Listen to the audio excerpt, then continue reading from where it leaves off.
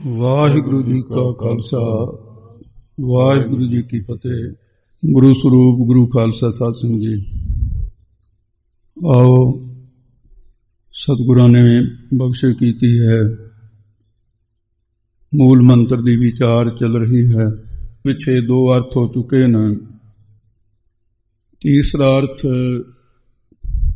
ਸਤਿਗੁਰੂ ਮਹਾਰਾਜ ਸਾਹਿਬ ਜੀ ਕਿਰਪਾ ਕਰਨ ਜਿਸ ਪ੍ਰਕਾਰ ਇਹ ਵਿਚਾਰ ਹੈ, ਇਹਦੇ ਵਿੱਚ ਮੂਲ ਮੰਤਰ ਦੇ ਉੱਤਰ ਪ੍ਰਸ਼ਨਾਂ ਦੇ ਨਾਲ ਗੂੜੀ ਗੱਲ ਗਿਆਨ ਦੀ ਸਮਝਾਈ ਗਈ ਹੈ। ਸਿੱਧਾਂ ਵੱਲੋਂ ਪ੍ਰਸ਼ਨ ਤੇ ਸਤਿਗੁਰਾਂ ਵੱਲੋਂ ਉੱਤਰ। ਜਦੋਂ ਪ੍ਰਸ਼ਨ ਨਵਾਂ ਆਉਂਦਾ ਹੈ ਤੇ ਉਸ ਵੇਲੇ ਫਿਰ ਮਹਾਰਾਜ ਸਾਹਿਬ ਜੀ ਉਹਦੇ ਪ੍ਰਸ਼ਨ ਦਾ ਉੱਤਰ ਜਿਹੜਾ ਹੈ ਮੂਲ ਮੰਤਰ ਦੇ ਵਿੱਚੋਂ ਹੀ ਸਤਿਗੁਰੂ ਮਹਾਰਾਜ ਸਾਹਿਬ ਜੀ ਫਿਰ ਉਹ, ਕਿਉਂਕਿ ਉਹਨਾਂ ਦਾ ਪ੍ਰਸ਼ਨ ਵੀ ਮੂਲ ਮੰਤਰ ਵਿੱਚੋਂ ਹੀ ਆ ਤੇ ਉੱਤਰ ਵੀ ਮੂਲ ਮੰਤਰ ਦੇ ਵਿੱਚੋਂ। ਜਦੋਂ ਪ੍ਰਸ਼ਨ ਬਦਲਦਾ ਹੈ ਫਿਰ ਉਹਦੇ ਚ ਮੂਲ ਮੰਤਰ ਦੇ ਅਰਥ ਜਿਹੜੇ ਨੇ ਪਹਿਲੇ ਅਰਥਾਂ ਨਾਲੋਂ ਤਬਦੀਲ ਹੋ ਜਾਂਦੇ। ਹੁਣ ਸਿੱਧਾਂ ਦਾ ਪ੍ਰਸ਼ਨ ਹੈ ਕਿ ਹੇ ਤਪਾ ਜੀ, ਕਿਉਂ ਉਹਨਾਂ ਦਾ ਯਤਨ ਸੀ ਵੀ ਕਿਸੇ ਨਾ ਕਿਸੇ ਤਰੀਕੇ ਦੇ ਨਾਲ ਇਹਨਾਂ ਨੂੰ ਨੀਵਾਂ ਦਿਖਾਇਆ ਜਾਵੇ। ਹੇ ਤਪਾ ਜੀ, ਚਲੋ ਤੁਸੀਂ ਪਿੱਛੇ ਸਾਰੀਆਂ ਵਿਚਾਰਾਂ ਸਿੱਧ ਕਰ ਦਿੱਤਾ ਵੀ ਏਕਾ ਕਿਉਂ ਲਾਇਆ ਹੈ ਊੜੇ ਦੇ ਅੱਗੇ ਅਦਵੈਤ ਸਰੂਪ ਹੋਣ ਕਰਕੇ। ਪਰ ਹੁਣ ਸਾਡਾ ਇੱਕ ਨਵਾਂ ਪ੍ਰਸ਼ਨ ਹੈ ਵੀ ਦੋ ਤਰ੍ਹਾਂ ਦੇ ਲੱਖਣ ਹੁੰਦੇ ਨੇ। ਇੱਕ ਨੇ ਜਿਨ੍ਹਾਂ ਨੂੰ ਸਰੂਪ ਲੱਖਣ ਕਿਹਾ ਜਾਂਦਾ ਹੈ ਤੇ ਦੂਸਰਿਆਂ ਦਾ ਨਾਮ ਹੈ ਤਟਸਥੀ ਲੱਖਣ। ਇਹ ਦੋ ਸ਼ਬਦ ਇੰਨਾ ਕਹਿਣ ਦੇ ਨਾਲ ਕਿਸੇ ਦੇ ਵੀ ਕੁਝ ਪੱਲੇ ਪੈਣ ਨੂੰ ਨਹੀਂ ਹੈ। ਤੇ ਇਹਦੇ ਲਈ ਫਿਰ ਹਰ ਸ਼ਬਦ ਦੀ ਵਿਆਖਿਆ ਤੇ ਕਥਾ ਹੋਰ ਕਿਸ ਦਾ ਨਾਮ ਹੈ, ਕਥਾ ਵੀ ਇਸੇ ਦਾ ਨਾਮ।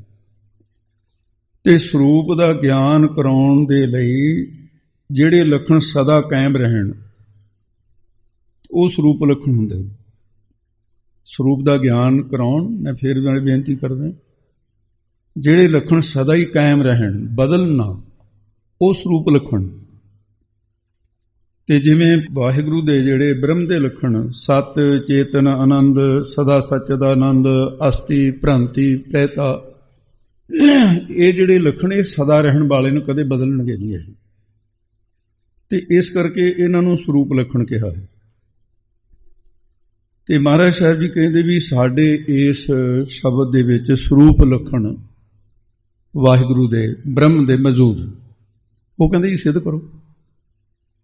ਤਾਂ ਉਸ ਵੇਲੇ ਫਿਰ ਇਹ ਸਤਿਗੁਰੂ ਮਹਾਰਾਜ ਸਾਹਿਬ ਜੀ ਇਸੇ ਸ਼ਬਦ ਦੇ ਵਿੱਚ, ਤੇ ਜਿਵੇਂ ਪਹਿਲਾਂ ਇੱਕ ਓੰਕਾਰ ਦਾ ਊੜਾ ਛੱਡ ਦਿੱਤਾ ਜਾਏਗਾ, ਏਕਾ ਲਿਆ ਜਾਏਗਾ, ਫਿਰ ਸਤ ਸ਼ਬਦ ਲਿਆ ਜਾਊਗਾ। ਤੋਂ ਇਸ ਕਰਕੇ ਤੇ ਉਹ ਜਿਹੜੇ ਅੱਖਰ, ਕਿਉਂਕਿ ਸਰੂਪ ਲੱਖਣ ਦੇ ਨਾਲ ਜਿਹੜੇ ਲੱਗਣਦੇ ਨੇ ਉਹ ਮੂਲ ਮੰਤਰ ਚੋਂ ਲੈਣੇ ਪੈਣੇ ਨੇ। ਉਹਦੇ ਚ ਮਹਾਰਾਜ ਕਹਿੰਦੇ ਵੀ ਜਿਹੜਾ ਅਸੀਂ ਇੱਕ ਲਾਇਆ ਹੈ ਸਰੂਪ ਲੱਖਣ ਦੇ ਵਿੱਚ, ਕਹਿੰਦੇ ਅਸੀਂ ਜਿਵੇਂ ਇੱਕ ਓੰਕਾਰ ਸਤਨਾਮ ਕਰਤਾ ਪੁਰਖ ਨਿਰਭਉ ਨਿਰਵੈਰ, ਇੱਥੇ ਤੱਕ ਅਕਾਲ ਮੂਰਤ ਅਜੂਨੀ ਸਹਿਭੰਗ ਗੁਰ ਪ੍ਰਸਾਦ, ਜਿੰਨੇ ਮੰਗਲ ਮੰਗਲ ਵੀ ਇਹਦੇ ਵਿੱਚੋਂ ਮਹਾਰਾਜ ਸਾਹਿਬ ਜੀ ਨੇ ਬਣਾਏ। ਗਰੀਬ ਨਾਲ ਕਹਿੰਦੇ ਜਿਹੜਾ ਅਸੀਂ ਏਕਾ ਲਾਇਆ ਹੈ ਉਹ ਅਦਵੈਤ ਦਾ ਬੋਧਕ ਹੈ। ਪਰਮਾਤਮਾ ਪਿੱਛੇ ਵੀ ਅਦਵੈਤ ਸਰੂਪ ਸੀ, ਅੱਜ ਵੀ ਅਦਵੈਤ ਸਰੂਪ ਹੈ, ਅੱਗੇ ਨੂੰ ਵੀ ਅਦਵੈਤ ਸਰੂਪ ਹੋਊਗਾ। ਇਸ ਕਰਕੇ ਇਹ ਸਰੂਪ ਲੱਖਣ ਹੈ, ਇਕਲਾ ਜਿਹੜਾ ਅਦਵੈਤ ਸਰੂਪ ਹੈ। ਤੇ ਉਸ ਤੋਂ ਬਾਅਦ ਸਤ ਸ਼ਬਦ ਲਿਆ, ਨਾਸ ਤੋਂ ਰਹਿਤ ਹੈ। ਕਦੇ ਪਰਮਾਤਮਾ ਦਾ ਨਾਸ ਨਹੀਂ ਹੁੰਦਾ, ਅਜੂਨੀ ਜੂਨਾ ਤੋਂ ਰਹਿਤ ਹੈ, ਜਨਮ ਹੈ। ਤੋ ਇਸ ਕਰਕੇ ਸਹਿਪੰਗ ਸੁਤੇ ਪ੍ਰਕਾਸ਼, ਇੱਕ ਸਤ, ਅਜੂਨੀ, ਸਹਿਪੰਗ, ਅਕਾਲ ਤੇ ਮੂਰਤ। ਇਹ ਧਿਆਨ ਦੇ ਨਾਲ ਪੋਥੀਆਂ ਚ ਤੁਸੀਂ ਦੇਖੋ, ਊੜੇ ਦੇ ਮੂਹਰੇ ਕੱਲਾ ਏਕਾ, ਇੱਕ ਓੰਕਾਰ ਨਹੀਂ ਮੈਂ ਕਿਹਾ ਜੇ, ਇੱਕ ਸਤ, ਅਜੂਨੀ, ਸਹਿਪੰਗ, ਅਕਾਲ, ਮੂਰਤ। ਇਹ ਸਰੂਪ ਲੱਖਣ ਮਹਾਰਾਜ ਨੇ ਸਿੱਧ ਕੀਤੇ, ਇਹ ਸਦਾ ਹੀ ਕਾਇਮ ਰਹਿਣਗੇ। ਤੋ ਇਸ ਕਰਕੇ ਉਹ ਪਰਮੇਸ਼ਰ ਦੇ ਬ੍ਰਹਮ ਦੇ ਇਹ ਲੱਖਣ ਕੀਤੇ ਹੈ। ਸਤ ਚਿਤ ਆਨੰਦ ਪਰਮੇਸ਼ਰ ਹੈ ਤੇ ਚੇਤਨ ਸਰੂਪ ਹੈ, ਇਹ ਬ੍ਰਹਮ ਦੇ ਲੱਖਣ ਤੇ ਸਰੂਪ ਲੱਖਣ ਉਹੀ ਹੁੰਦੇ ਨੇ ਜਿਹੜੇ ਸਦਾ ਕਾਇਮ ਨੇ, ਇਹ ਸਦਾ ਹੀ ਕਾਇਮ ਰਹਿਣਗੇ। ਕਹਿੰਦੇ ਜੇ ਤਟਸਥੀ ਲੱਖਣ ਦੱਸੋ। ਤਟਸਥੀ ਲੱਖਣ ਕਹਿੰਦੇ ਨੇ ਜਿਹੜੇ ਕਦੇ ਹੋਣ ਤੇ ਕਦੇ ਨਾ ਹੋਣ, ਕਦੇ ਰਹਿਣ ਕਦੇ ਨਾ ਰਹਿਣ, ਪਰ ਸਾਰਿਆਂ ਤੋਂ ਵਸਤੂ ਨੂੰ ਵੱਖਰਾ ਕਰਕੇ ਜਣਾ ਦੇਣ ਤੇ ਉਹ ਸਰੂਪ ਤੋਂ ਵੱਖਰੇ ਹੋਣ ਤੇ ਤਟਸਥੀ ਲੱਖਣ ਕਹਿੰਦੇ। ਜਿਵੇਂ ਇਹ ਸੌਖੀ ਸਮਝ ਆਵੇਗੀ ਗੱਲ ਇਹ ਤਟਸਥੀ ਲੱਖਣ ਦੀ, ਕਿਉਂਕਿ ਇਹ ਸ਼ਬਦ ਇਹ ਗੂੜ ਗਿਆਨ ਦੇ ਸ਼ਬਦ ਨੇ, ਦਾਰਸ਼ਨਿਕ ਬੋਲੀ ਦੇ ਸ਼ਬਦ ਨੇ। ਜਦੋਂ ਅਸੀਂ ਗਿਆਨ ਦੀ ਗੱਲ ਕਰਦੇ ਹਾਂ ਤਾਂ ਗਿਆਨ ਨਾ ਗੱਲੀ ਢੂੰਡੀ ਹੈ। ਅੱਜ ਸਮੱਸਿਆ ਕਿੱਥੇ ਖੜੀ ਹੈ ਵੀ ਗਿਆਨ ਨੂੰ ਗੱਲਾਂ ਨਾਲ ਲੱਭਣ ਦਾ ਯਤਨ ਹੋ ਰਿਹਾ, ਵੀ ਜਿਹੜੀ ਗੱਲ ਮੈਂ ਕਰ ਰਿਹਾ ਤੇ ਉਹ ਇਸ ਤਰੀਕੇ ਨਾਲ ਕਰਾਂ ਜਿਹੜੀ ਲੋਕਾਂ ਨੂੰ ਪਸੰਦ ਹੋਵੇ। ਗਿਆਨ ਦੀ ਸਮੱਸਿਆ ਇਹ ਹੈ ਵੀ ਲੋਕਾਂ ਨੂੰ ਪਸੰਦ ਹੋਵੇ ਨਾ ਹੋਵੇ, ਪਰ ਗੱਲ ਗਿਆਨ ਦੀ ਹੋਵੇ। ਹੁਣ ਅਗਿਆਨ ਨੂੰ ਇੰਨਾ ਮਿਲਾ ਦਿੱਤਾ ਗਿਆਨ ਦੇ ਨਾਲ, ਤੇ ਗਿਆਨ ਤਾਂ ਗਿਆਨ ਰਹਿਣੇ ਨਹੀਂ ਦਿੱਤਾ, ਗਿਆਨ ਦੀ ਗੱਲ ਸਮਝਾਉਣ ਤੇ ਹਟ ਗਈ। ਤੋ ਇਸ ਕਰਕੇ ਵੀ ਭਾਵੇਂ ਯਤਨ ਗੁਰੂ ਸਾਹਿਬ ਨੇ ਇਹ ਬੜੇ ਕੀਤੇ ਆ ਵੀ ਗੱਲ ਔਖੀ ਸੌਖੇ ਤਰੀਕੇ ਨਾਲ, ਸੌਖੀ ਭਾਸ਼ਾ ਵਿੱਚ, ਸੰਸਕ੍ਰਿਤ ਦੇ ਵੀ ਜਿਹੜੀਆਂ ਗੱਲਾਂ ਸੀ ਮਹਾਰਾਜ ਨੇ ਉਹ ਗੁਰਮੁਖੀ ਲਿਪੀ ਵਿੱਚ ਕੀਤੀਆਂ ਸੌਖੀਆਂ। ਹੁਣ ਤਟਸਥੀ ਲੱਖਣ ਦਾ ਸਰੂਪ ਇਹ ਹੈ, ਸਮਝ ਲਓ ਕਲਪਨਾ ਕੀਤੀ ਜਾਂਦੀ ਹੈ ਵੀ ਇੱਕ ਬੰਦਾ ਕਿਸੇ ਬੰਦੇ ਨੂੰ ਮਿਲਣ ਜਾਂਦਾ ਹੈ, ਉਹਦਾ ਨਾਮ ਹੈ ਰਾਮ ਸਰੂਪ। ਉਹ ਰਾਮ ਸਰੂਪ ਦੇ ਘਰ ਦਾ ਉਹਨੂੰ ਪਤਾ ਨਹੀਂ, ਉਹਨੂੰ ਇੰਨਾ ਪਤਾ ਵੀ ਇਸ ਗਲੀ ਦੇ ਵਿੱਚ ਰਾਮ ਸਰੂਪ ਦਾ ਘਰ ਹੈ। ਉਹਨੇ ਉੱਥੇ ਖੜ ਕੇ ਕਿਸੇ ਨੂੰ ਪੁੱਛਿਆ, ਕਹਿੰਦੇ ਵੀ ਰਾਮ ਸਰੂਪ ਦਾ ਘਰ ਕਿਹੜਾ ਹੈ? ਉਹ ਬੰਦਾ ਉਂਗਲ ਕਰਕੇ ਘਰ ਕੰਨੀ ਨੂੰ, ਹੁਣ ਉਨੀ ਗੱਲ ਦੇ ਨਾਲ ਉਹਨੂੰ ਵਿਚਾਰੇ ਨੂੰ ਪਤਾ ਨਹੀਂ ਲੱਗਿਆ। ਕਹਿੰਦਾ ਵੀ ਉਹ ਜਿਹੜਾ ਘਰ ਹੈ ਨਾ ਸਾਹਮਣੇ, ਜਿਹਨੂੰ ਕਲੀ ਕੀਤੀ ਹੋਈ, ਉਹ ਰਾਮ ਸਰੂਪ ਦਾ ਘਰ ਹੈ। ਚਲੋ ਉਹ ਗਲੀ ਵਿੱਚ ਵੜਿਆ ਤਾਂ ਉੱਥੇ ਸਾਰੀ ਗਲੀ ਦੇ ਵਿੱਚ ਦੀਵਾਲੀ ਦਾ ਮੌਕਾ ਸੀ, ਸਾਰਿਆਂ ਨੇ ਕਲੀ ਕੀਤੀ ਹੋਈ। ਉਹ ਪਜ਼ਲ ਹੋ ਗਿਆ, ਕਹਿੰਦਾ ਵੀ ਰਾਮ ਸਰੂਪ ਦਾ ਘਰ ਕਿਹੜਾ ਹੋਏ, ਵੀ ਕਲੀ ਤਾਂ ਸਾਰਿਆਂ ਨੇ ਕੀਤੀ ਹੋਈ ਹੈ। ਉਹਨੇ ਦੁਬਾਰੇ ਕਿਸੇ ਸਿਆਣੇ ਬੰਦੇ ਨੂੰ ਪੁੱਛਿਆ, ਕਹਿੰਦਾ ਵੀ ਮੈਂ ਜਾਣਾ ਰਾਮ ਸਰੂਪ ਦੇ ਘਰ, ਵੀ ਇੰਨਾ ਕੁ ਤਾਂ ਮੈਨੂੰ ਪਤਾ ਲੱਗ ਗਿਆ ਵੀ ਇਸ ਦੇ ਵਿੱਚ ਹੀ ਹੋਊਗਾ ਘਰ। ਦੱਸਣ ਵਾਲੇ ਨੇ ਦੱਸਿਆ ਸੀ ਵੀ ਜਿਹਨੂੰ ਕਲੀ ਕੀਤੀ ਹੋਈ ਹੈ, ਇੱਥੇ ਤਾਂ ਕਲੀ ਸਾਰਿਆਂ ਮਕਾਨਾਂ ਨੂੰ, ਵੀ ਤੂੰ ਮੈਨੂੰ ਰਾਮ ਸਰੂਪ ਦਾ ਘਰ ਦੱਸ। ਉਹ ਕਹਿੰਦਾ ਭਾਈ ਉਹ ਸਾਹਮਣੇ ਜਿਹੜੇ ਮਕਾਨ ਦੇ ਉੱਤੇ ਕਾਂ ਬੈਠਾ ਦਿਸਦਾ? ਕਹਿੰਦਾ ਹਾਂ। ਕਹਿੰਦਾ ਇਹ ਰਾਮ ਸਰੂਪ ਦਾ ਘਰ ਹੈ। ਉਹ ਚਲਾ ਗਿਆ। ਹੁਣ ਤਟਸਥੀ ਲੱਖਣ ਕੀ ਹੈ? ਹੁਣ ਜਿਹੜਾ ਕਾਂ ਸੀ ਉਹਨੇ ਹਮੇਸ਼ਾ ਤਾਂ ਬੈਠੀ ਨਹੀਂ ਰਹਿਣਾ, ਕਾਂ ਦਾ ਸੁਭਾਅ ਉਸੇ ਵੇਲੇ ਉੱਡ ਜਾਂਦਾ। ਕਾਂ ਉੱਥੇ ਨਹੀਂ ਰਿਹਾ, ਕਾਂ ਉੱਡ ਗਿਆ, ਲੇਕਿਨ ਰਾਮ ਸਰੂਪ ਦਾ ਘਰ ਤਾਂ ਦੱਸ ਗਿਆ ਨਾ ਵੱਖਰਾ ਕਰਕੇ, ਵੀ ਸਾਰੇ ਮਹੱਲੇ ਤੋਂ ਵੱਖਰਾ ਘਰ ਹੈ ਜਿਹੜਾ ਇਹ ਰਾਮ ਸਰੂਪ ਦਾ ਘਰ ਹੈ। ਇਹਨੂੰ ਭਾਈ ਮੈਂ ਸਾਰੇ ਤੁਹਾਡੇ ਵਿੱਚੋਂ ਜਿਨ੍ਹਾਂ ਨੇ ਵੀ ਅੱਗੇ ਪੰਥ ਦੀ ਸੇਵਾ ਕਰਨੀ ਹੈ, ਤੁਹਾਡੇ ਵਿੱਚੋਂ ਪਤਾ ਨਹੀਂ ਕਿਹੜੇ ਤੇ ਕਿਰਪਾ ਹੋਏਗੀ ਵੀ ਕਿਹੜੇ ਨੇ ਕਿਹੋ ਜਿਹਾ ਗਿਆਨੀ ਬਣ ਜਾਣਾ, ਇਹਨੂੰ ਧਿਆਨ ਦੇ ਨਾਲ ਸਾਰੇ, ਇਹਨੂੰ ਕਹਿੰਦੇ ਤਟਸਥੀ ਲੱਖਣ। ਤੋ ਇਸ ਕਰਕੇ ਜਿਹੜਾ ਵੱਖਰਾ ਕਰਕੇ ਜਣਾ ਦੇਵੇ ਪਰ ਸਦਾ ਕਾਇਮ ਨਾ ਰਹੇ, ਜਿਵੇਂ ਕਾਂ ਸਦਾ ਕਾਇਮ ਨਹੀਂ ਰਿਹਾ। ਤੇ ਇਸ ਕਰਕੇ ਉਹਦੇ ਵਿੱਚ ਸੁਰਤੀਆਂ ਦੇ ਵਿੱਚ ਕਦਾਚਿਤ ਸਤੇਸਿਆਂ ਅਨਵਿਅਕਤਿਆਂ ਤਤਿਆਂ ਤਟਸਥੀ ਲੱਖਣੇ, ਇਸ ਤਰ੍ਹਾਂ ਮੈਂ ਉਹ ਸੁਰਤੀਆਂ ਚਲੋ ਬੋਲਣ ਤੋਂ ਸੰਕੋਚ ਹੀ ਕਰਦਾ। ਤੇ ਜਿਹੜਾ ਪਰਮੇਸ਼ਰ ਹੈ, ਹੁਣ ਗੱਲ ਤਾਂ ਰੱਬ ਦੀ ਹੋ ਰਹੀ ਹੈ, ਇੱਥੇ ਰਾਮ ਸਰੂਪ ਦੇ ਘਰ ਦੀ ਤਾਂ ਕਲਪਨਾ ਕੀਤੀ ਗਈ ਹੈ। ਉਹ ਕੀ ਹੈ ਵੀ ਜਿਹੜਾ ਇੱਕ ਤੋਂ ਬਾਅਦ ਓਅੰਕਾਰ ਸ਼ਬਦ ਹੈ, ਆਪਾਂ ਨੂੰ ਛੱਡ ਦਿੱਤਾ ਸੀ ਨਾ ਉਹਦਾ ਓਅੰਕਾਰ, ਹੁਣ ਉਹ ਲਿਆ ਜਾਊਗਾ। ਪਹਿਲਾਂ ਇੱਕ ਲਿਆ ਸੀ, ਉਹ ਸਰੂਪ ਲੱਖਣਾ ਚ ਲਿਆ ਸੀ। ਓਅੰਕਾਰ ਨਾਮ ਕਰਤਾ ਪੁਰਖ। ਮੈਂ ਫਿਰ ਇੱਕ ਵਾਰੀ ਬੋਲਦਾ, ਓਅੰਕਾਰ ਨਾਮ ਕਰਤਾ ਪੁਰਖ, ਇਹ ਤਟਸਥੀ ਲੱਖਣ। ਪਹਿਲੇ ਸਰੂਪ ਲੱਖਣੀ, ਇਹ ਤਟਸਥੀ ਲੱਖਣ। ਤੋ ਇਸ ਕਰਕੇ ਇਹ ਬ੍ਰਹਮ ਨੂੰ ਵੱਖਰਾ ਕਰਕੇ ਜਣਾਉਂਦੇ ਨੇ, ਕਿਉਂਕਿ ਜਦੋਂ ਪਰਮੇਸ਼ਰ ਸੰਸਾਰ ਨੂੰ ਰਚਦਾ ਹੈ ਉਦੋਂ ਹੀ ਕਰਤਾ ਕਹਾਂਗੇ। ਜਦੋਂ ਸੰਸਾਰ ਖਤਮ ਕਰ ਦਿੱਤਾ ਕਰਤਾਪਣ ਵੀ ਨਾਲ ਗਿਆ। ਉਹ ਕਾਂ ਦੀ ਤਰ੍ਹਾਂ, ਜਿਵੇਂ ਕਾਂ ਉੱਡ ਗਿਆ ਉਹਦਾ ਕਰਤਾਪਣ ਵੀ ਸਮਾਪਤ ਹੋ ਗਿਆ ਰੱਬ ਦਾ। ਤੇ ਪੁਰਖ ਵੀ ਤਾਂ ਹੀ ਕਹਾਂਗੇ ਵੀ ਵਿਆਪਕ, ਜੋ ਸ੍ਰਿਸ਼ਟੀ ਰਚ ਕੇ ਉਹਦੇ ਵਿੱਚ ਵਿਆਪਕ ਹੁੰਦਾ। ਤੋ ਇਸ ਕਰਕੇ ਪਰਮੇਸ਼ਰ ਦੇ ਇਹ ਜਿਹੜੇ ਤਟਸਥੀ ਲੱਖਣ ਕੀਤੇ ਹੈ, ਤੇ ਇੱਕ ਮੰਤਰ ਦੇ ਚ ਓਅੰਕਾਰ ਨਾਮ ਕਰਤਾ ਪੁਰਖ ਤਸੇ। ਤੋ ਇਸ ਕਰਕੇ ਉਹ ਸੰਸਾਰ ਨੂੰ ਜਦੋਂ ਰਚਦਾ ਉਸ ਵੇਲੇ ਉਹ ਪੁਰਖ ਵਿਆਪਕ ਹੈ, ਕਰਤਾ ਹੈ ਤੇ ਉਸ ਕਰਕੇ ਫਿਰ ਉਹਦਾ ਮਤਲਬ ਆਮ ਹੈ। ਤੇ ਇਹ ਤਟਸਥੀ ਲੱਖਣ। ਇਸ ਤੋਂ ਅੱਗੇ ਪਾਦੇ ਜਿਹੜੇ ਨੇ ਤੇ ਹੁਣ ਇੱਕ ਓੰਕਾਰ ਸਤਨਾਮ ਕਰਤਾ ਪੁਰਖ ਨਿਰਭਉ ਸ਼ਬਦ ਤੋਂ ਹੁਣ ਅੱਗੇ ਜਿਹੜੀ ਵਿਚਾਰ ਹੋਊਗੀ ਉਹਦੇ ਵਿੱਚ ਪਰਮਾਤਮਾ ਦੀ ਉਸਤਤ ਹੈ। ਅੱਜ ਇਹਦੇ ਇੰਨੇ ਵੱਖਰੇ ਕਰਕੇ ਅਰਥ ਨੇ। ਇਸ ਤੋਂ ਅੱਗੇ ਨਿਰਭਉ ਤੋਂ ਹਾਂਜੀ ਬੋਲਿਓ ਜੀ। ਨਿਰਭਉ ਨਿਰਵੈਰ ਇਹ ਦੋ ਅੱਖਰ ਬੋਲਣੇ। ਇਹ ਤੋਂ ਅੱਗੇ ਜਿਹੜਾ ਵਾਹਿਗੁਰੂ ਪਰਮੇਸ਼ਰ ਨਿਰਭਉ ਡਰ ਤੋਂ ਰਹਿਤ ਹੈ। ਪਰਮਾਤਮਾ ਡਰਦਾ ਨਹੀਂ ਕਿਸੇ ਤੋਂ, ਕੱਲਾ ਪਰਮਾਤਮਾ ਹੀ ਹੈ। ਨਾਨਕ ਨਿਰਭਉ ਨਿਰੰਕਾਰ ਇੱਕ ਉਹੀ। ਨਿਰਵੈਰ ਵੈਰ ਤੋਂ ਰਹਿਤ ਹੈ, ਉਹਦਾ ਕਿਸੇ ਨਾਲ ਵੈਰ ਨਹੀਂ ਹੈ। ਅਕਾਲ ਮੂਰਤ ਤੇ ਕਾਲ ਤੋਂ ਰਹਿਤ ਉਸ ਦਾ ਸਰੂਪ ਹੈ, ਉਹਦੇ ਤੇ ਕਾਲ ਨਹੀਂ ਆਉਣਾ। ਐਸਾ ਪਰਮੇਸ਼ਰ ਵਾਹਿਗੁਰੂ ਹੈ। ਅਜੂਨੀ ਸੈਭੰ ਤੇ ਉਹ ਜੂਨਾਂ ਤੋਂ ਰਹਿਤ ਹੈ।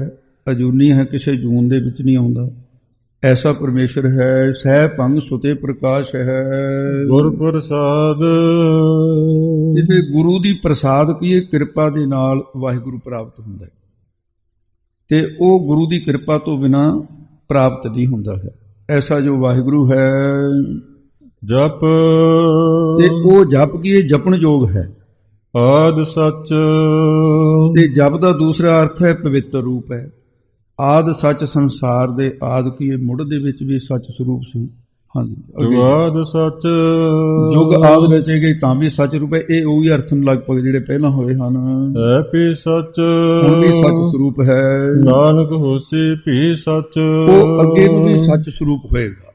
ਇਹ ਸੀ ਜਿਹੜੇ ਅਰਥ ਤੀਸਰੇ ਅਰਥ ਦੇ ਵਿੱਚ ਸਰੂਪ ਲੱਖਣ ਤੇ ਤਟਸਥੀ ਲੱਖਣਾਂ ਨੂੰ ਸਿੱਧ ਕਰਨ ਵਾਸਤੇ। ਹੁਣ ਇਸ ਤੋਂ ਬਾਅਦ ਸਿੱਧਾਂ ਦਾ ਪ੍ਰਸ਼ਨ ਬਦਲ ਗਿਆ। ਸਿੱਧ ਕਹਿਣ ਲੱਗੇ ਨੇ ਵੀ ਇਹ ਜਿਹੜਾ ਤੁਹਾਡਾ ਮੰਤਰ ਹੈ ਵੀ ਇਹਦਾ ਇਹ ਦੱਸੋ ਵੀ ਇਹਦਾ ਫਲ ਕੀ ਹੈ। ਹਰ ਚੀਜ਼ ਦਾ ਸ਼ਬਦ ਦਾ ਕੋਈ ਨਿੱਕਾ ਜਿਹਾ ਪੌਦਾ ਲਾਉਂਦਾ ਉਹਦਾ ਕੋਈ ਫਲ ਹੁੰਦਾ ਵੀ ਇਹਨੂੰ ਵੱਡਾ ਹੋ ਕੇ ਆਹ ਫਲ ਲੱਗੂ, ਇਹਦਾ ਫਲ ਦੱਸੋ ਕੀ ਹੈ। ਸਿੱਧਾਂ ਨੇ ਇਹ ਪ੍ਰਸ਼ਨ ਕੀਤਾ ਤਾਂ ਸਤਿਗੁਰੂ ਮਹਾਰਾਜ ਸਾਹਿਬ ਜੀ ਨੇ ਜਿਹੜਾ ਇਹਦਾ ਉੱਤਰ ਦਿੱਤਾ ਹੈ ਉਹ ਅਨਮੇ ਰੀਤ ਕਰਕੇ ਮੈਂ ਸੰਖੇਪ ਨਾਲ ਹੀ ਕਹਿ ਦੇਣਾ ਹੈ। ਤੇ ਸਤਿਗੁਰੂ ਮਹਾਰਾਜ ਸਾਹਿਬ ਕਹਿੰਦੇ ਸਿੱਧੋ ਇਹ ਮੰਤਰ ਦਾ ਫਲ ਇਹ ਹੈ। ਅਨਮੇ ਰੀਤ ਉਹ ਹੁੰਦੀ ਹੈ ਵੀ ਅਰਥ ਕਰਨ ਵਾਸਤੇ ਅੱਖਰ ਅੱਗੇ ਤੇ ਪਿੱਛੇ ਕਰ ਲੈਣੇ ਤੋਂ ਬਾਅਦ ਇਹਨੂੰ ਅਨਮੇ ਰੀਤ ਕਹਿੰਦੇ ਆ। ਪਿੱਛੇ ਹੋ ਕੇ ਸੀ ਪਦੇ ਹਸ਼ਦਾ ਪਦਾਰਥ ਕਤ ਉਹਦੇ 'ਚ ਦੱਸਿਆ ਸੀ ਨਾ ਵੀ ਵਿਖਿਆਨ ਦੇ ਖੱਟ ਅੰਗ ਹੁੰਦੇ। ਇਹਦੇ ਅਨੁਸਾਰ ਨਿਰਵੈਰ ਅਜੂਨੀ ਸੈਭੰ ਇਹ ਜਿਹੜਾ ਸੈਭੰ ਪਰਮੇਸ਼ਰ ਹੈ ਇਹਦਾ ਅਰਥ ਇਸ ਤਰ੍ਹਾਂ ਨਿਰਵੈਰ ਅਜੂਨੀ ਸੈਭੰ ਪਰਮੇਸ਼ਰ ਜਾਨੀ ਇੱਕ ਓੰਕਾਰ ਸਤਨਾਮ ਰੂਪ ਮੰਤਰ ਦਾ ਜਿਹੜਾ ਪੁਰਖ ਇੱਥੇ ਜੀਵ ਦਾ ਅਰਥ ਲਾਉਣਾ ਹੈ। ਅੱਗੇ ਪੁਰਖ ਵਿਆਪਕ ਵਾਹਿਗੁਰੂ ਦਾ ਜਿਹੜਾ ਪੁਰਖ ਕੀ ਇਹ ਜੀਵ ਗੁਰ ਪ੍ਰਸਾਦ ਕੀ ਇਹ ਗੁਰਾਂ ਦੀ ਕਿਰਪਾ ਦੇ ਨਾਲ ਅਭਿਆਸ ਸਤਨਾਮ ਦਾ ਕਰਦਾ ਹੈ ਉਹਨੂੰ ਨਿਰਭਉ ਅਕਾਲ ਮੂਰਤ ਕਰਤਾ ਭੈ ਤੋਂ ਰਹਿਤ ਕਾਲ ਤੋਂ ਰਹਿਤ ਸਰੂਪ ਕਰ ਦਿੰਦਾ ਹੈ ਵਾਹਿਗੁਰੂ। ਜੋ ਵੀ ਇਸ ਦਾ ਮੰਤਰ ਦਾ ਜਪ ਕੀ ਜਪਣਾ ਕਰਦਾ ਹੈ ਤੇ ਉਹਦਾ ਸਰੂਪ ਹੀ ਹੋ ਜਾਂਦਾ ਹੈ। ਮੂਰਤ ਸਰੂਪ ਦਾ ਨਾਮ ਹੈ। ਜੋ ਵਾਹਿਗੁਰੂ ਸਾਰੀ ਸ੍ਰਿਸ਼ਟੀ ਦਾ ਆਦ ਕੀ ਮੁੱਢ ਸਰੂਪ ਹੈ। ਸੱਚ ਕੀ ਇਹ ਸਤ ਸਰੂਪ ਹੈ। ਜੁਗਾਦ ਜੁਗਾਂ ਆਦ ਦੇ ਵਿੱਚ ਵੀ ਸੱਚ ਸਰੂਪ ਹੀ ਹੁਣ ਵੀ ਸੱਚ ਹੈ ਅੱਗੇ ਨੂੰ ਵੀ ਸੱਚ ਹੋਊਗਾ। ਆਦ ਸੱਚ ਜੁਗਾਦ ਸੱਚ ਹੈ ਪੀ ਸੱਚ ਨਾਨਕ ਹੋਸੀ ਪੀ ਸੱਚ ਅੱਗੇ ਨੂੰ ਵੀ ਸੱਚ ਸਰੂਪ ਹੋਊਗਾ।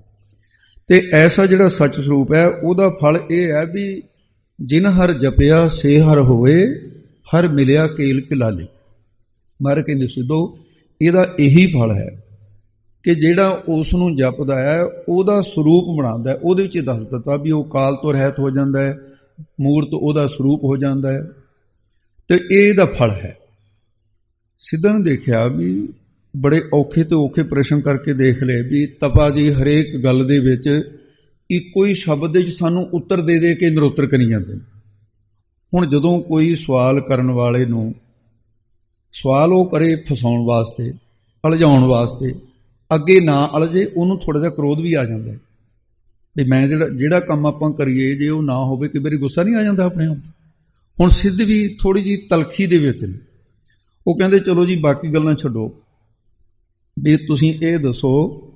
ਸਿੱਧਾ ਨੇ ਨਵਾਂ ਪ੍ਰਸ਼ਨ ਕੀਤਾ ਹੈ ਵੀ ਦੋਸ਼ ਹੁੰਦੇ ਨੇ ਕਈ ਮੰਤਰਾਂ ਦੇ ਵਿੱਚ, ਜਿਵੇਂ ਅਤੀ ਵਿਆਪਤੀ ਦੋਸ਼ ਹੁੰਦਾ ਹੈ, ਆਵਿਆਪਤੀ ਦੋਸ਼ ਹੁੰਦਾ ਹੈ, ਗੌਰਵਤਾ ਦੋਸ਼ ਹੁੰਦਾ ਹੈ, ਅਸੰਭਵ ਦੋਸ਼ ਹੁੰਦਾ ਹੈ। ਵੀ ਤੁਹਾਡੀ ਕਥਨੀ ਦੇ ਵਿੱਚ ਸਾਨੂੰ ਦੋਸ਼ ਲੱਗਦੇ, ਦੋਸ਼ ਤੋਂ ਰਹਿਤ ਨਹੀਂ ਹੈ ਤੁਹਾਡਾ ਇਹ ਸ਼ਬਦ। ਤੇ ਮਹਾਰਾਜ ਸਾਹਿਬ ਜੀ ਕਹਿੰਦੇ ਵੀ ਮੇਰੇ ਇਸ ਕਥਨੀ ਦੇ ਵਿੱਚ ਕੋਈ ਵੀ ਦੋਸ਼ ਨਹੀਂ ਹੈ, ਕੋਈ ਇੱਕ ਵੀ ਦੋਸ਼ ਤੁਸੀਂ ਸਾਬਤ ਨਹੀਂ ਕਰ ਸਕਦੇ, ਕਿਉਂਕਿ ਇਹਦੇ ਵਿੱਚ ਹੈ ਨਹੀਂ। ਤੇ ਪਹਿਲਾਂ ਦੋਸ਼ਾਂ ਬਾਰੇ, ਕਿਉਂਕਿ ਸਿੱਧਾਂ ਦਾ ਸਵਾਲ ਹੈ ਇਹ, ਅਤੀ ਵਿਅਪਤੀ ਦੋਸ਼ ਜਿਹੜਾ ਹੁੰਦਾ ਹੈ, ਤੇ ਉਹਦੇ ਵਿੱਚ ਜਿਹੜਾ ਲਕਸ਼ ਵਿੱਚ ਵਰਤ ਕੇ ਅਲਕਸ਼ ਵਿੱਚ ਵਰਤੇ, ਸ਼ਾਸਤਰਿਕ ਬੋਲੀ ਵੀ ਆਪਾਂ ਨੂੰ ਬੋਲਣੀ ਪਊਗੀ, ਤੇ ਉਹਦੇ ਨਾਲ ਆਪਣੀ ਬੋਲੀ ਜਿਹਦੇ 'ਚ ਅਸੀਂ ਸਮਝ ਸਕਦੇ ਹਾਂ, ਮੈਂ ਉਹ ਵੀ ਨਾਲ ਨਾਲ ਆਪਣੀ, ਜਿਹੜਾ ਲਕਸ਼ ਵਿੱਚ ਵਰਤੇ ਅਲਕਸ਼ ਵਿੱਚ ਵਰਤ ਜਾਵੇ, ਤੇ ਉਹਨੂੰ ਕਹਿੰਦੇ ਨੇ ਅਤੀ ਵਿਅਪਤੀ ਦੋਸ਼। ਹੁਣ ਲਕਸ਼ ਕੀ ਹੈ? ਲਕਸ਼ ਹੁੰਦਾ ਦੱਸੀ ਹੋਈ ਚੀਜ਼, ਦੱਸ ਦਿੱਤੀ ਵੀ ਉਹ ਫਲਾਨੀ ਚੀਜ਼, ਇਹ ਹੋ ਗਿਆ ਲਕਸ਼। ਤੀਰ ਮਾਰਨ ਵਾਲੇ ਦਾ ਲਕਸ਼, ਉਹ ਕਹਿੰਦੇ ਨੇ ਦਰੋਣਾਚਾਰੀਆ ਕਹਿੰਦੇ ਅਰਜਨ ਲਕਸ਼ ਸਾਹਿਬ ਨਿਸ਼ਾਨਾ। ਤੇ ਜਿਹੜੀ ਦੱਸੀ ਹੋਈ ਵਸਤੂ ਹੈ ਉਹ ਹੈ ਲਕਸ਼। ਜਿਹੜੀ ਦੱਸੀ ਹੋਈ ਵਸਤੂ ਵਿੱਚ ਵਰਤ ਕੇ ਨਾ ਦੱਸੀ ਹੋਈ ਵਸਤੂ ਦੇ ਵਿੱਚ ਵੀ ਵਰਤ ਜਾਵੇ, ਤੇ ਉਹਨੂੰ ਕਿਹਾ ਜਾਂਦਾ ਵੀ ਅਤੀ ਵਿਅਪਤੀ ਦੋਸ਼ ਹੈ।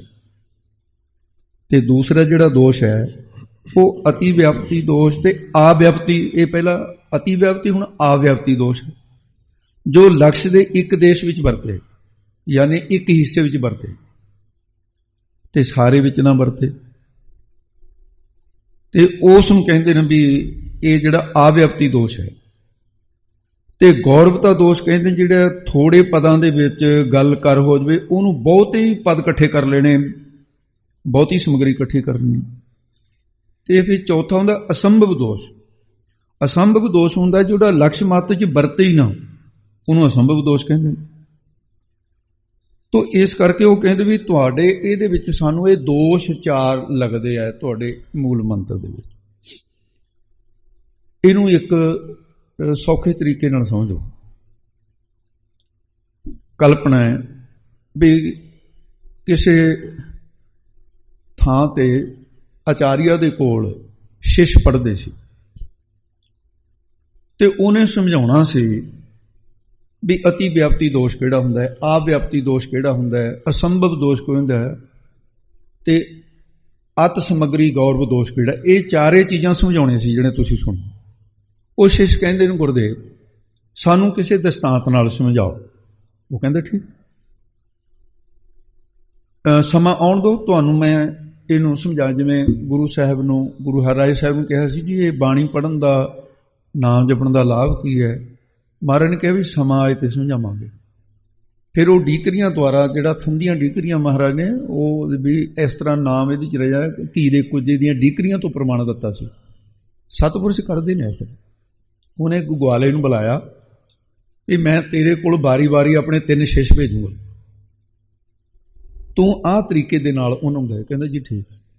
ਉਹਨੇ ਆਪਣੇ ਇੱਕ ਸ਼ਿਸ਼ ਨੂੰ ਕਿਹਾ ਵੀ ਉਹ ਸਾਹਮਣੇ ਗਵਾਲਾ ਹੈ, ਆਮ ਕਰਕੇ ਅੱਗੇ ਗਾਵਾਂ ਮੱਝਾਂ ਚਾਰਨ ਵਾਲੇ ਪਿੰਡਾਂ ਦੇ ਅੰਦਰ ਚਰਾਂਦਾ ਹੁੰਦੀਆਂ ਸੀ, ਸਾਰਾ ਪਿੰਡ ਸਮਾਣੇ ਦੇ ਵਿੱਚ ਆਪਣੀ ਆਪਣੀ ਗਾਵਾਂ ਛੱਡਦਾ ਤੇ ਉਹਨੂੰ ਦਾਣੇ ਬੰਨੇ ਹੁੰਦੇ ਸੀ।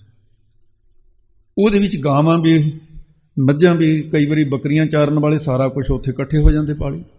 ਉਹ ਗਿਆ ਜਾ ਕੇ ਕਹਿੰਦਾ ਵੀ ਮੇਰੇ ਗੁਰਦੇਵ ਨੇ ਭੇਜਿਆ ਵੀ ਮੈਨੂੰ ਦੱਸੋ ਵੀ ਮੈਨੂੰ ਗਾਂ ਦਾ ਗਿਆਨ ਨਹੀਂ ਹੈ, ਵੀ ਗਾਂ ਦਾ ਮੈਂ ਪ੍ਰਤੱਖ ਰੂਪ ਦੇਖਣਾ ਚਾਹੁੰਦਾ। ਸਾਡੇ ਗ੍ਰੰਥਾਂ 'ਚ ਗਾਂ ਆਉਂਦੀ ਸੀ ਬਾਰ-ਬਾਰ। ਉਹ ਕਹਿੰਦਾ ਲੈ ਇਹ ਤਾਂ ਸੌਖੀ ਜੀ। ਕਹਿੰਦਾ ਸਿੰਘਿਆ ਤਿਉਂ ਗਾਤਿਉਂ, ਗਾਂ ਉਹ ਹੁੰਦੀ ਹੈ ਜਿਸ ਦੇ ਸਿੰਘ ਹੋਣ। ਉਹਨੇ ਧਿਆਨ ਮਾਰਿਆ, ਗਾਵਾਂ ਤੋਂ ਦੇਖ ਲਿਆ, ਗਾਵਾਂ ਦੇ ਵੀ ਸਿੰਘ ਹਨ। ਹੁਣ ਬਲਦਾਂ ਦੇ ਵੀ ਸਿੰਘ ਹੁੰਦੇ ਨੇ, ਬਲਦਾਂ ਨੂੰ ਵੀ ਗਾਂ ਸਮਝ ਲਿਆ। ਬੱਕਰੀਆਂ ਦੇ ਵੀ ਸਿੰਘ ਹੁੰਦੇ ਨੇ, ਬੱਕਰੀਆਂ ਵੀ ਗਾਂ ਸਮਝ ਲਿਆ। ਤੇ ਜਿੰਨੇ ਵੀ ਗਾਵਾਂ ਵਾਲੇ ਸੀ, ਮੱਝਾਂ ਦੇ ਜਿਹੜੀਆਂ ਚਰਦੀਆਂ ਸੀ ਉਹਨਾਂ ਨੂੰ ਵੀ ਗਾਂ ਸਮਝ ਲਿਆ। ਉਹ ਕਹਿੰਦਾ ਗੁਰਦੇਵ ਵੀ ਮੈਂ ਦੇਖ ਆਇਆ ਵੀ ਇੱਕ ਗਾਂ ਦੇ ਤਾਂ 2 ਹੀ ਥਣ ਸੀ, ਤੇ ਇੱਕ ਗਾਂ ਦੇ ਥਾਣੇ ਹੈ ਨਹੀਂ ਸੀ। ਉਹ ਬਲਦ ਦੇਖ ਲਿਆ ਕਿਤੇ ਉਹਨੇ। ਇੱਕ ਗਾਂ ਜਮੇ ਕਾਲੇ ਰੰਗ ਦੀ ਸੀ, ਉਹਦੇ ਵਾਲ ਹੈ ਨਹੀਂ ਸੀ। ਉਹਨੇ ਕਿਹਾ ਮੂਰਖ ਨਹੀਂ ਕਿਸੇ ਟਿਕਾਣੇ ਦਾ, ਬਹਿ ਜਾ ਇੱਥੇ। ਕਹਿੰਦਾ ਉਹ ਦੂਜੇ ਨੂੰ ਕਹਿੰਦਾ ਜਾ ਤੂੰ ਜਾ ਕੇ। ਉਹ ਕਹਿੰਦਾ ਜੀ ਗਾਂ ਦੇ ਬਾਰੇ ਪੁੱਛਣਾ ਹੈ। ਉਹ ਕਹਿੰਦਾ ਕਪਲਤਿਉ ਗੌਤਿਉ, ਗਾਂ ਉਹ ਹੁੰਦੀ ਹੈ ਜੋ ਕਪਲਾ ਹੋਵੇ। ਕਪਲ ਗਾਏ ਨਾਮੇ ਦੋਹਿਆਨੀ, ਤੁਹਾਨੂੰ ਅੱਗੇ ਬਾਣੀ ਚ ਆਉਣਾ। ਕਪਲ ਗਾਂ ਦਾ ਮਤਲਬ ਹੈ ਜਿਹਦੇ ਥਾਣਾ ਦੇ ਉੱਤੇ ਕਿਤੇ ਨਾ ਕਾਲਾ ਚਟਾਕ ਹੋਵੇ ਜਾਂ ਥਣ ਕਾਲੇ ਹੋਣ, ਉਹਨੂੰ ਕਪਲਾ ਗਊ ਕਹਿੰਦੇ ਨੇ। ਤੇ ਉਹਨੇ ਦੇਖਿਆ ਤੇ ਹੁਣ ਗਾਂ ਦਾ ਲਕਸ਼ਣ ਕੀਤਾ, ਤੇ ਉਹ ਕਪਲਾਂ ਗਾਂ ਜੇ ਇੱਕ ਅੱਧੀ ਗਾਂ ਸੀ ਉਹ ਸਾਰੀ ਇਸ ਤਰ੍ਹਾਂ ਦੀ, ਉਹ ਜਿਹੜੀਆਂ ਸਾਰੀਆਂ ਗਾਵਾਂ ਸੀ ਉਹਨਾਂ ਨੂੰ ਮੱਝਾਂ ਹੀ ਸਮਝ ਲਿਆ ਉਹਨੇ। ਹੁਣ ਲਕਸ਼ ਦੇ ਇੱਕ ਹਿੱਸੇ ਵਿੱਚ ਵਰਤਿਆ ਤੇ ਇਸ ਕਰਕੇ ਉਹ ਵਾਪਸ ਆ ਗਿਆ। ਤੀਸਰੀ ਨੂੰ ਭੇਜਿਆ ਤੇ ਉਹ ਗਾਂ ਗਵਾਲਾ ਬੜਾ ਸ਼ੈਤਾਨ ਸੀ, ਜਿਵੇਂ ਉਹ ਦੱਸਿਆ ਹੋਇਆ ਸੀ ਗੁਰਦੇਵ ਨੇ ਉਹਦੇ ਅਨੁਸਾਰ ਹੀ ਦੱਸਦੇ ਸੀ।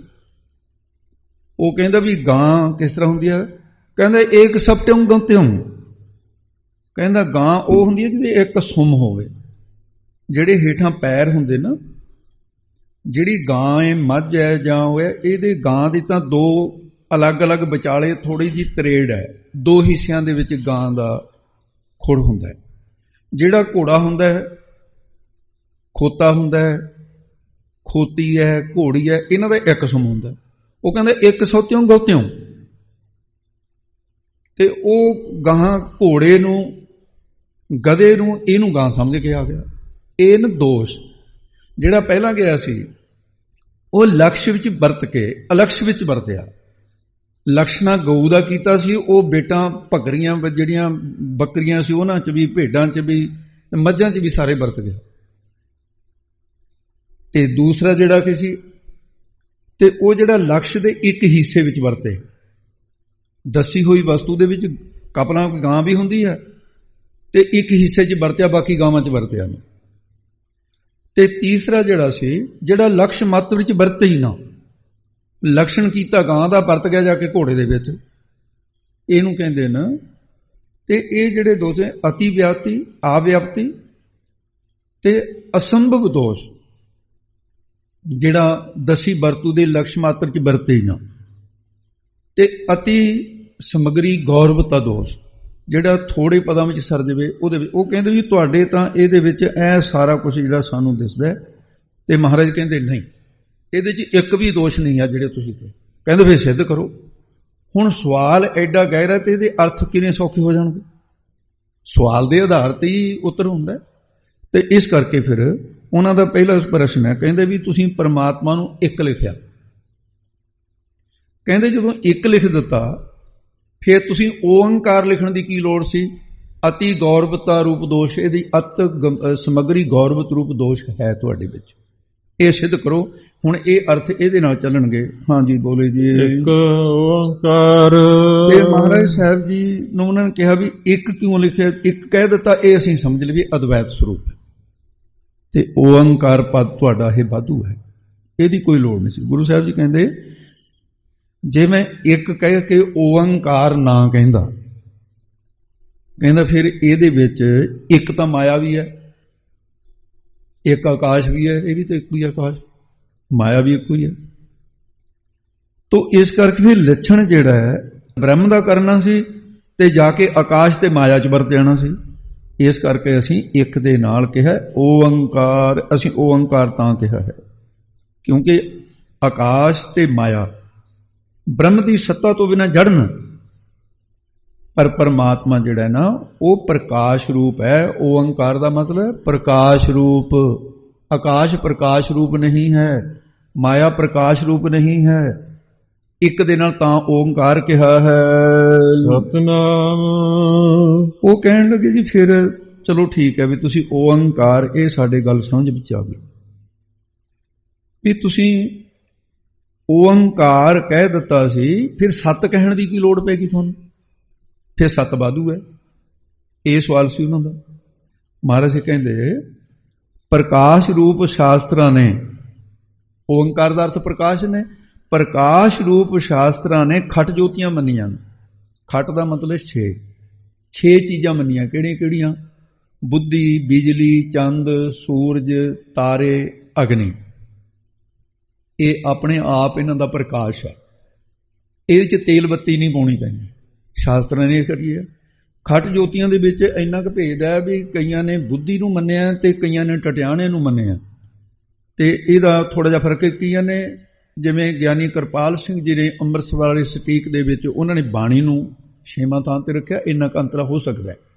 ਪਰ ਇਹ ਬੁੱਧੀ, ਬਿਜਲੀ, ਚੰਦ, ਸੂਰਜ, ਤਾਰੇ, ਅਗਨੀ, ਖਟ ਜੋਤੀਆਂ ਤੇ ਪ੍ਰਕਾਸ਼ ਰੂਪ ਤਾਂ ਇਹ ਵੀ ਮੰਨੀਆਂ ਨੇ ਖਟ ਜੋਤੀਆਂ ਵਾਲਿਆਂ ਨੇ। ਫਿਰ ਅਸੀਂ ਬ੍ਰਹਮ ਦਾ ਲਕਸ਼ਣ ਜਿਹੜਾ ਕੀਤਾ ਸੀ ਓਂਕਾਰ ਦਾ, ਜੇ ਓਂਕਾਰ ਸਤ ਨਾ ਕਹਿੰਦੇ, ਇਹ ਖਟ ਜੋਤੀਆਂ ਸਤ ਨਹੀਂ ਹਨ, ਨਾਸ ਹੋ ਜਾਣਗੀਆਂ। ਤੋ ਇਸ ਕਰਕੇ ਤਾਂ ਅਸੀਂ ਸਤ ਕਿਹਾ ਵੀ ਪਰਮੇਸ਼ਰ ਹੈ ਜਿਹੜਾ ਅਦਵੈਤ ਰੂਪ ਹੈ, ਪ੍ਰਕਾਸ਼ ਰੂਪ ਹੈ ਤੇ ਸਤ ਰੂਪ ਵੀ ਹੈ। ਸਤ ਤਾਂ ਕਿਹਾ। ਉਹ ਕਹਿੰਦੇ ਜੀ ਚਲੋ ਮੰਨ ਲਈ ਤੁਹਾਡੀ ਗੱਲ ਵੀ ਤੁਸੀਂ ਸਤ ਕਹਿ ਦਿੱਤਾ, ਸਿੱਧ ਵੀ ਹੋ ਗਿਆ, ਅਸੀਂ ਸਮਝ ਗਏ ਸਤ। ਇਹ ਫਿਰ ਨਾਮ ਕਹਿਣ ਦੀ ਕੀ ਲੋੜ ਸੀ? ਤੁਸੀਂ ਤਾਂ ਸਤ ਦੇ ਨਾਲ ਨਾਮ ਵੀ ਕਿਹਾ, ਇਹ ਵਾਧੂ ਪਦ ਹੈ। ਮਹਾਰਾਜ ਕਹਿੰਦੇ ਜੇਕਰ ਅਸੀਂ ਇੱਕ ਓੰਕਾਰ ਕੇਵਲ ਸਤ ਹੀ ਜਿਹੜਾ ਕਹਿ ਦਿੱਤਾ ਵੀ ਇੱਕ ਓੰਕਾਰ, ਤੇ ਇੰਨਾ ਹੀ ਕੇਵਲ ਸਤ ਹੀ ਕਹਿ ਦਿੱਤਾ ਵੀ ਸਤ ਹੈ, ਤੁਸੀਂ ਕਿਹਾ ਵੀ ਇਹ ਪਦ ਵਾਧੂ ਹੈ, ਵੀ ਨਾਮ ਪਦ ਹੈ ਜਿਹੜਾ ਇਹ ਵਾਧੂ ਹੈ। ਕਹਿੰਦੇ ਫਿਰ ਇਹਦੇ ਵਿੱਚ ਤਾਂ ਇੱਕ ਹੋਰ ਬੜਾ ਦੋਸ਼ ਹੋ ਜਾਣਾ ਸੀ। ਉਹ ਕਹਿੰਦੇ ਵੀ ਦੱਸੋ ਕੀ? ਉਹ ਕਹਿੰਦੇ ਤੁਹਾਡੇ ਵਿੱਚ ਨਿਆਇ ਸ਼ਾਸਤਰ ਪੜ੍ਹੇ ਹੋਏ ਕੁਝ ਲੋਕ ਬੈਠੇ ਹੋਣਗੇ ਸਿੱਧ, ਨਿਆਇ ਸ਼ਾਸਤਰ ਵਾਲੇ ਜਾਤੀ ਤੇ ਆਕਾਸ਼ ਨੂੰ ਸਤ ਮੰਨਦੇ। ਨਿਆਇਕਾਂ ਦੇ ਅਨੁਸਾਰ ਜਾਤੀ ਮਨੁੱਖ ਤੋਂ ਮਨੁੱਖ ਬਣਦਾ, ਜਿਵੇਂ ਪਿਤਾ ਤੋਂ ਪੁੱਤਰ ਪੈਦਾ ਹੋ ਗਿਆ, ਪਿਤਾ ਦੀ ਮੌਤ ਹੋ ਗਈ, ਪੁੱਤ ਹੈਗਾ, ਪੋਤਰਾ ਹੋ ਗਿਆ, ਕਿ ਇਹ ਮਨੁੱਖ ਜਾਤੀ ਬਣੀ ਰਹਿੰਦੀ ਹੈ। ਮਨੁੱਖ ਜਾਤੀ ਨੂੰ ਨਿਆਇ ਸ਼ਾਸਤਰ ਵਾਲੇ ਕਹਿੰਦੇ ਵੀ ਹਮੇਸ਼ਾ ਰਹਿੰਦੀ ਹੈ। ਤੋ ਇਸ ਕਰਕੇ ਨਿਆਇਕ ਸ਼ਾਸਤਰੀ ਮਨੁੱਖ ਜਾਤੀ ਨੂੰ ਮਨੁੱਖ ਤੋਂ ਬਣਦਾ ਕਹਿ ਕੇ ਵੀ ਪੁੱਤ ਪੋਤਰਾ ਅੱਗੇ ਬਣਿਆ, ਮਨੁੱਖ ਜਾਤੀ ਬਣੀ ਰਹਿੰਦੀ ਹੈ। ਨਿਆਇਕ ਅਨੁਸਾਰ ਜਾਤੀ ਵੀ ਸਤ ਹੈ ਤੇ ਉਹਨਾਂ ਨੇ ਆਕਾਸ਼ ਨੂੰ ਵੀ ਸਤ ਮੰਨਿਆ। ਜਿਹੜਾ ਜੜ ਹੈ ਤੇ ਤਮੋ ਗੁਣ ਦਾ ਵਾਚਕ ਹੈ, ਆਕਾਸ਼ ਨੂੰ ਨਿਆਇਕਾਂ ਨੇ ਸਤ ਮੰਨਿਆ, ਇਹ ਉਹਨਾਂ ਦਾ ਮਤ ਹੈ। ਮਨੁੱਖ ਜਾਤੀ ਤੇ ਆਕਾਸ਼ ਨੂੰ ਸਤ ਕਹਿਣ ਵਾਲਿਆਂ ਨੂੰ ਅਗਿਆਨ ਕਰਕੇ ਕਿਹਾ, ਨਾ ਮਨੁੱਖ ਜਾਤੀ ਨੇ ਸਦਾ ਸਤ ਰਹਿਣਾ ਤੇ ਨਾ ਆਕਾਸ਼ ਨੇ ਰਹਿਣਾ, ਇਹਨਾਂ ਦਾ ਨਾਸ ਹੋ ਜਾਣਾ। ਤੇ ਅਸੀਂ ਸਤ ਦੁਆਰਾ ਬ੍ਰਹਮ ਦਾ ਲਖਣ ਕੀਤਾ ਸੀ ਕਿ ਹਮੇਸ਼ਾ ਰਹਿਣ ਵਾਲਾ ਹੈ, ਪਰ ਨਿਆਇਕਾਂ ਦੇ ਅਨੁਸਾਰ ਜਾਤੀ ਤੇ ਆਕਾਸ਼ ਵਿੱਚ ਘਟ ਜਾਣਾ ਸੀ। ਇਸ ਕਰਕੇ ਬਈ ਅਸੀਂ ਨਾਮ ਕਿਹਾ, ਤੇ ਇੱਕ ਓੰਕਾਰ ਨੂੰ ਨਾਮ ਤੱਕ ਇਹ ਅੱਖਰ, ਇੱਕ ਓੰਕਾਰ ਸਤ ਨਾਮ, ਤਾਂ ਉਹਨੂੰ ਨਾਮ ਕਿਹਾ। ਇਹ ਸਰੂਪ ਲਖਣ ਕਹਿ ਦਿੱਤਾ ਹੈ। ਮਾਇਆ ਦੇ ਨਾਮ ਤੇ ਰੂਪ ਜਿਹੜੇ ਉਹ ਪਰਮੇਸ਼ਰ ਦਾ ਸਰੂਪ ਸੱਚਾ ਹੈ, ਮਾਇਆ ਦੇ ਨਾਮ ਤੇ ਰੂਪ ਨਾਸਵਾਨ। ਕੱਪੜ ਰੂਪ ਸੁਹਾਵਣਾ, ਛੜ ਦੁਨੀਆ ਅੰਦਰ ਜਾਵਣਾ, ਉਹ ਨਾਸ ਹੋ ਜਾਣਗੇ। ਹੁਣ ਪ੍ਰਸ਼ਨ ਫੇਰ ਚੱਲਦਾ ਹੈ, ਤੇ ਉਹ ਪ੍ਰਸ਼ਨ ਅੱਗੇ ਕਰਨਗੇ। ਅੱਗੇ ਤੋਂ ਹੈ ਜੀ ਕਰਤਾ ਪੁਰਖ। ਉਹ ਕਹਿੰਦੇ ਜੀ ਨਾਮ ਕਹਿ ਦਿੱਤਾ, ਤੇ ਨਾਮ ਤੋਂ ਬਾਅਦ ਫਿਰ ਤੁਸੀਂ ਨਾਲ ਕਰਤਾ ਸ਼ਬਦ ਵੀ ਤਾਂ ਕਿਹਾ, ਫਿਰ ਕਰਤਾ ਸ਼ਬਦ ਵਾਧੂ ਹੈ। ਸਿੱਧਾਂ ਦੀ ਅਤ ਦਰਜੇ ਦੀ ਫਸਾਉਣ ਦੀ ਵਿਉਂਤ ਵੀ ਉਹ ਇੱਕ ਪਦ ਫੜ ਲੈਂਦੇ ਆ, ਆਹ ਵਾਧੂ ਹੈ ਜੀ, ਉਹ ਸਿੱਧ ਕਰ ਦਿੰਦੇ ਨੇ ਮਹਾਰਾਜ, ਫਿਰ ਅਗਲਾ ਪਦ ਫੜ ਲੈਂਦੇ। ਤੁਸੀਂ ਕਰਤਾ ਸ਼ਬਦ ਕਿਹਾ, ਇਹ ਵਾਧੂ ਹੈ। ਮਹਾਰਾਜ ਸਾਹਿਬ ਕਹਿੰਦੇ ਅਸੀਂ ਕਰਤਾ ਸ਼ਬਦ ਇਸ ਕਰਕੇ ਕਿਹਾ, ਇਹ ਵਾਧੂ ਨਹੀਂ ਹੈ। ਨਾਮ ਤਾਂ ਸਾਰੇ ਸਰੀਰ ਧਾਰੀਆਂ ਦੇ ਵੱਖਰੇ ਵੱਖਰੇ ਨੇ। ਹਿੰਦੂ, ਮੁਸਲਮਾਨ, ਭਿੰਨ ਭਿੰਨ ਜਾਤੀਆਂ ਕਲਪਨਾ ਕੀਤੀਆਂ ਜਾਂਦੀਆਂ ਨੇ, ਤੇ ਇਸ ਕਰਕੇ ਵੀ ਅਸੀਂ ਨਾਲ ਕਰਤਾ ਇਸ ਕਰਕੇ ਕਿਹਾ ਕਿ ਇਹ ਸਾਰੇ ਨਾਮ ਤਾਂ ਵੱਖਰੇ ਵੱਖਰੇ ਜ਼ਰੂਰ ਨੇ, ਪਰ ਇਹ ਸੰਸਾਰ ਦੇ ਕਰਤਾ ਨਹੀਂ ਹਨ। ਇਸ ਕਰਕੇ ਉਹ ਪਰਮੇਸ਼ਰ ਹੈ ਜਿਹੜਾ ਸੰਸਾਰ ਦੇ ਕਰਨ ਵਾਲਾ ਹੈ, ਪਰਮੇਸ਼ਰ ਹੈ। ਇਸ ਕਰਕੇ ਕਰਤਾ ਸ਼ਬਦ ਅਸੀਂ ਗਲਤ ਨਹੀਂ ਕਿਹਾ ਹੈ। ਨਾਮ ਤਾਂ ਸਾਰੇ ਲੋਕਾਂ ਦੇ ਹੈਗੇ, ਪਰ ਇਹ ਕਰਤੇ ਥੋੜੀ ਬਣ ਗਏ, ਰੱਬ ਥੋੜੀ ਬਣ ਗਏ। ਕਰਤਾ ਪਰਮੇਸ਼ਰ ਹੈ, ਕਰਨ ਵਾਲਾ। ਕਹਿੰਦੇ ਜੀ ਫਿਰ ਅੱਗੇ ਪ੍ਰਸ਼ਨ ਉਹਨਾਂ ਨੇ ਕੀਤਾ ਵੀ ਠੀਕ ਹੈ, ਵੀ ਤੁਸੀਂ ਇੱਥੇ ਤੱਕ ਸਾਡੀ ਗੱਲ ਸਮਝ ਆ ਗਈ। ਕਰਤਾ ਸ਼ਬਦ ਦੇ ਨਾਲ ਫਿਰ ਤੁਸੀਂ ਨਾਲ ਪੁਰਖ ਨਹੀਂ ਕਿਹਾ। ਹਾਂਜੀ, ਨਿਰਭਉ ਨਿਰਵੈਰ। ਤੇ ਉਹ ਜਿਹੜਾ ਪੁਰਖ ਸ਼ਬਦ ਹੈ, ਕਹਿੰਦੇ ਫਿਰ ਤੁਸੀਂ ਪੁਰਖ ਕਹਿ ਕੇ ਮਹਾਰਾਜ ਕਹਿੰਦੇ ਵੀ ਸ੍ਰਿਸ਼ਟੀ ਦੇ ਵਿੱਚ ਬਹੁਤ ਸਾਰੇ ਲੋਕ ਐਸੇ ਹੈ ਕਿ ਜਿਵੇਂ ਪਿੱਛੇ ਇਹ ਸ਼ਬਦ ਕਿਹਾ ਵੀ ਜੀਵਾਂ ਦੇ ਭਿੰਨ ਭਿੰਨ ਨਾਮ ਕਰਤਾ ਜੀ, ਫਿਰ ਉਹ ਪ੍ਰਸ਼ਨ ਉਹਨਾਂ ਦਾ ਵੀ ਕਰਤਾ ਸ਼ਬਦ ਕਹਿ ਕੇ ਨਾਲ ਪੁਰਖ ਨਹੀਂ ਸੀ ਕਹਿਣਾ। ਤੇ ਮਹਾਰਾਜ ਨੇ ਉੱਤਰ ਦਿੱਤਾ ਕਿ ਅਸੀਂ ਪੁਰਖ ਸ਼ਬਦ ਇਸ ਕਰਕੇ ਵਰਤਿਆ, ਸੰਸਾਰ ਦੇ ਵਿੱਚ ਛੋਟੀਆਂ ਛੋਟੀਆਂ ਚੀਜ਼ਾਂ ਦੇ ਵੀ ਲੋਕ ਕਰਦੇ। ਹੁਣ ਘੜੇ ਦਾ ਕਰਤਾ ਘੁਮਿਆਰ ਹੈ, ਤੇ ਸ਼ਸਤਰ ਦਾ ਕਰਤਾ ਲੁਹਾਰ ਹੈ, ਬਸਤਰ ਦਾ ਕਰਤਾ ਜੁਲਾਹਾ ਹੈ। ਪਰ ਇਹ ਜਿਹੜੇ ਲਕਸ਼ਣ ਕੀਤੇ ਨੇ, ਅਸੀਂ ਬ੍ਰਹਮ ਦੇ ਲਕਸ਼ਣ ਕੀਤੇ ਨੇ ਵੀ ਇਹ ਸਾਰੀਆਂ ਸਾਰੀਆਂ ਚੀਜ਼ਾਂ ਬਣਾ ਲਓ। ਬਾਕੀ ਸੁਪਨਮਈ ਸ੍ਰਿਸ਼ਟੀ ਦੇ ਅੰਦਰ ਜੀਵ ਅਨੇਕਾਂ ਤਰ੍ਹਾਂ ਦੀ ਉਹ ਰਚਨਾ ਕਰਦਾ, ਉਹ ਵੀ ਕਰਤਾ ਹੈ। ਤੇ ਇਸ ਕਰਕੇ ਇਹ ਕਰਤੇ ਤਾਂ ਹੈ ਸਾਰੇ, ਵੀ ਪੁਰਖ ਕੀ ਇਹ ਵਿਆਪਕ ਨਹੀਂ ਹੈ, ਇਹਦੇ ਨਾਲ ਕਰਤਾ ਇਸ ਕਰਕੇ ਕਿਹਾ। ਹੁਣ ਚਲੋ ਮੱਕੜੀ ਦਾ ਹੀ ਲਓ, ਮੱਕੜੀ ਜਾਲਾ ਤੰਦੀ ਹੈ। ਮੱਕੜੀ ਦਾ ਸੂਖਮ ਸਰੀਰ ਜਿਹੜਾ ਉਹ ਜਾਲੇ ਦਾ ਨਿਮਿਤ ਕਾਰਨ ਹੈ, ਤੇ ਅਸਥੂਲ ਸਰੀਰ ਦਾ ਉਪਾਦਾਨ ਕਾਰਨ ਹੈ। ਦੋ ਹੁੰਦੇ ਨੇ, ਉਪਾਦਾਨ ਕਾਰਨ ਤੇ ਨਿਮਿਤ ਕਾਰਨ, ਅੱਗੇ ਆ ਜਾਣਗੇ, ਆਪਾਂ ਇੱਥੇ ਨਹੀਂ ਅਜੇ ਕਹਿੰਦੇ। ਤੇ ਆਪੀ ਨੇ ਆਪ ਸਾਜਿਓ, ਆਪੀ ਨੇ ਰਚਿਓ ਨਾ। ਉਹ ਮੱਕੜੀ ਹੈ, ਮੱਕੜੀ ਵੀ ਕਰਤਾ ਹੋ ਗਈ, ਜਾਲਾ ਉਹਨੇ ਰਚਿਆ। ਤੇ ਅਰ ਜਾਲਾ ਰਚਣ ਵੇਲੇ ਕਿਸੇ ਗਮਾਂਡੀਆਂ ਤੋਂ ਸੂਤ ਮੰਗ ਕੇ ਨਹੀਂ ਲੈ ਕੇ ਆਉਂਦੀ ਉਹ, ਵੀ ਤੁਸੀਂ ਸੂਤ ਦਿਓ, ਮੈਂ ਧਾਗਿਆਂ ਦੇ ਨਾਲ ਆਪਣਾ ਜਾਲਾ ਤਿਆਰ ਕਰਨਾ। ਆਪਣੇ ਮੂੰਹ ਦੇ ਵਿੱਚੋਂ ਹੀ ਥੋਕ ਕੱਢ ਕੇ ਉਹ ਜਾਲਾ ਤਣਦੀ ਹੈ। ਤੇ ਘੁਮਿਆਰ ਜਿਹੜਾ ਉਹ ਘੜਾ ਬਣਾਉਂਦਾ ਹੈ, ਲੁਹਾਰ ਸ਼ਸਤਰ ਬਣਾਉਂਦਾ ਹੈ, ਜੁਲਾਹਾ ਵਸਤਰ ਬਣਾਉਂਦਾ ਹੈ। ਇਹ ਕਰਤੇ ਹੈਗੇ ਸਾਰੇ, ਮੱਕੜੀ ਵੀ ਕਰਦਾ। ਹੁਣ ਕਰਤਾ ਤਾਂ ਹੈ, ਪਰ ਇਹ ਪੁਰਖ ਕੀ ਇਹ ਵਿਆਪਕ ਨਹੀਂ ਹੈ। ਕਿਵੇਂ? ਹੁਣ ਘੁਮਿਆਰ ਨੇ ਘੜਾ ਬਣਾਇਆ, ਜੇ ਆਪਾਂ ਕਹੀਏ ਵੀ ਘੁਮਿਆਰ ਘੜੇ ਦੇ ਵਿੱਚ ਤਾਂ ਨਹੀਂ ਵੜਿਆ ਬੈਠਾ, ਘੜਾ ਅਲੱਗ ਹੈ, ਘੁਮਿਆਰ ਅਲੱਗ ਹੈ। ਲੁਹਾਰ ਨੇ ਸ਼ਸਤਰ ਬਣਾਤੇ, ਸ਼ਸਤਰ ਦੇ ਵਿੱਚ ਤਾਂ ਨਹੀਂ ਆਪ ਹੈ ਉਹ। ਬਸਤਰ ਬਣਾਇਆ ਜੁਲਾਹੇ ਨੇ, ਬਸਤਰ ਦੇ ਵਿੱਚ ਆਪ ਤਾਂ ਨਹੀਂ ਹੈ ਉਹ। ਮੱਕੜੀ ਨੇ ਜਾਲਾ ਬਣਾਇਆ, ਤੇ ਜਾਲਾ ਮੱਕੜੀ ਦਾ ਰੂਪ ਨਹੀਂ ਹੈ। ਕਿਉਂ? ਮੱਕੜੀ ਉਹਦੇ 'ਚ ਵਿਆਪਕ ਨਹੀਂ ਹੈ, ਬਲਕਿ ਤੁਸੀਂ ਦੇਖਿਆ ਹੋਊਗਾ ਉਹ ਵਿੱਚ ਫਸ ਕੇ ਮਰਦੀ ਦੇਖੀ ਹੈ, ਜਾਲੇ 'ਚ ਫਸ ਕੇ ਆਪੇ ਮਰ ਜਾਂਦੀ ਹੈ। ਤੇ ਮਹਾਰਾਜ ਕਹਿੰਦੇ ਵੀ ਅਸੀਂ ਪੁਰਖ ਇਸ ਕਰਕੇ ਕਿਹਾ ਬਈ ਪਰਮਾਤਮਾ ਕਰਤਾ ਵੀ ਹੈ। ਇਹਨਾਂ ਕਰਤਿਆਂ ਵਰਗੇ ਜੇ ਅਸੀਂ ਕਰਤਾ ਇਕੱਲਾ ਹੀ ਕਹਿ ਦਿੰਦੇ ਤਾਂ ਮੱਕੜੀ, ਘੁਮਿਆਰ, ਜੁਲਾਹਾ ਇਹ ਸਾਰੇ ਕਰਤੇ ਹੀ ਨਹੀਂ, ਇਹਨਾਂ 'ਚ ਟੁਕ ਜਾਣਾ ਸੀ ਮੇਰੇ ਬ੍ਰਹਮ ਦਾ ਲਕਸ਼ਣ। ਮੈਂ कहता ਪੁਰਖ ਵਿਆਪਕ ਹੈ, ਇਹ ਵਿਆਪਕ ਨਹੀਂ ਹੈ, ਇਸ ਕਰਕੇ ਮੈਂ ਇਹ ਪੁਰਖ ਕਿਹਾ। ਹੁਣ ਉਹ ਉਸੇ ਸ਼ਬਦ ਨੂੰ ਫੜ ਲੈਂਦੇ, ਉਹ ਕਹਿੰਦੇ ਜੀ ਫਿਰ ਤੁਸੀਂ ਪੁਰਖ ਸ਼ਬਦ ਤਾਂ ਕਹਿ ਦਿੱਤਾ, ਤੁਸੀਂ ਤਾਂ ਨਾਲ ਨਿਰਭਉ ਵੀ ਕਿਹਾ। ਨਿਰਭਉ ਕਿਉਂ ਕਿਹਾ? ਤੇ ਉਹ ਤੁਸੀਂ ਇਹ ਪੁਰਖ ਸ਼ਬਦ ਹੀ ਰਹਿਣ ਦਿੰਦੇ, ਇਹਦੀ ਕੀ ਲੋੜ ਸੀ? ਗੁਰੂ ਸਾਹਿਬ ਜੀ ਕਹਿੰਦੇ ਸਾਖ ਮਤ ਵਾਲਿਆਂ ਨੇ ਜੀਵ ਨੂੰ ਪੁਰਖ ਮੰਨਿਆ, ਅਸੰਗੋ ਹੀ ਪੁਰਖਾ ਆਇਓ, ਇਸ ਤਰ੍ਹਾਂ ਬੋਲੇ ਉਹਨੇ। ਉਹ ਤੇ ਉਹ ਅਸੰਗ ਪੁਰਖ, ਅਸੰਗਿਓ ਹੂੰ ਪੁਰਖਾ ਕਹਿੰਦੇ ਵੀ ਇਹ ਪੁਰਖ ਜੀਵ ਨੂੰ ਕਹਿੰਦੇ ਨੇ।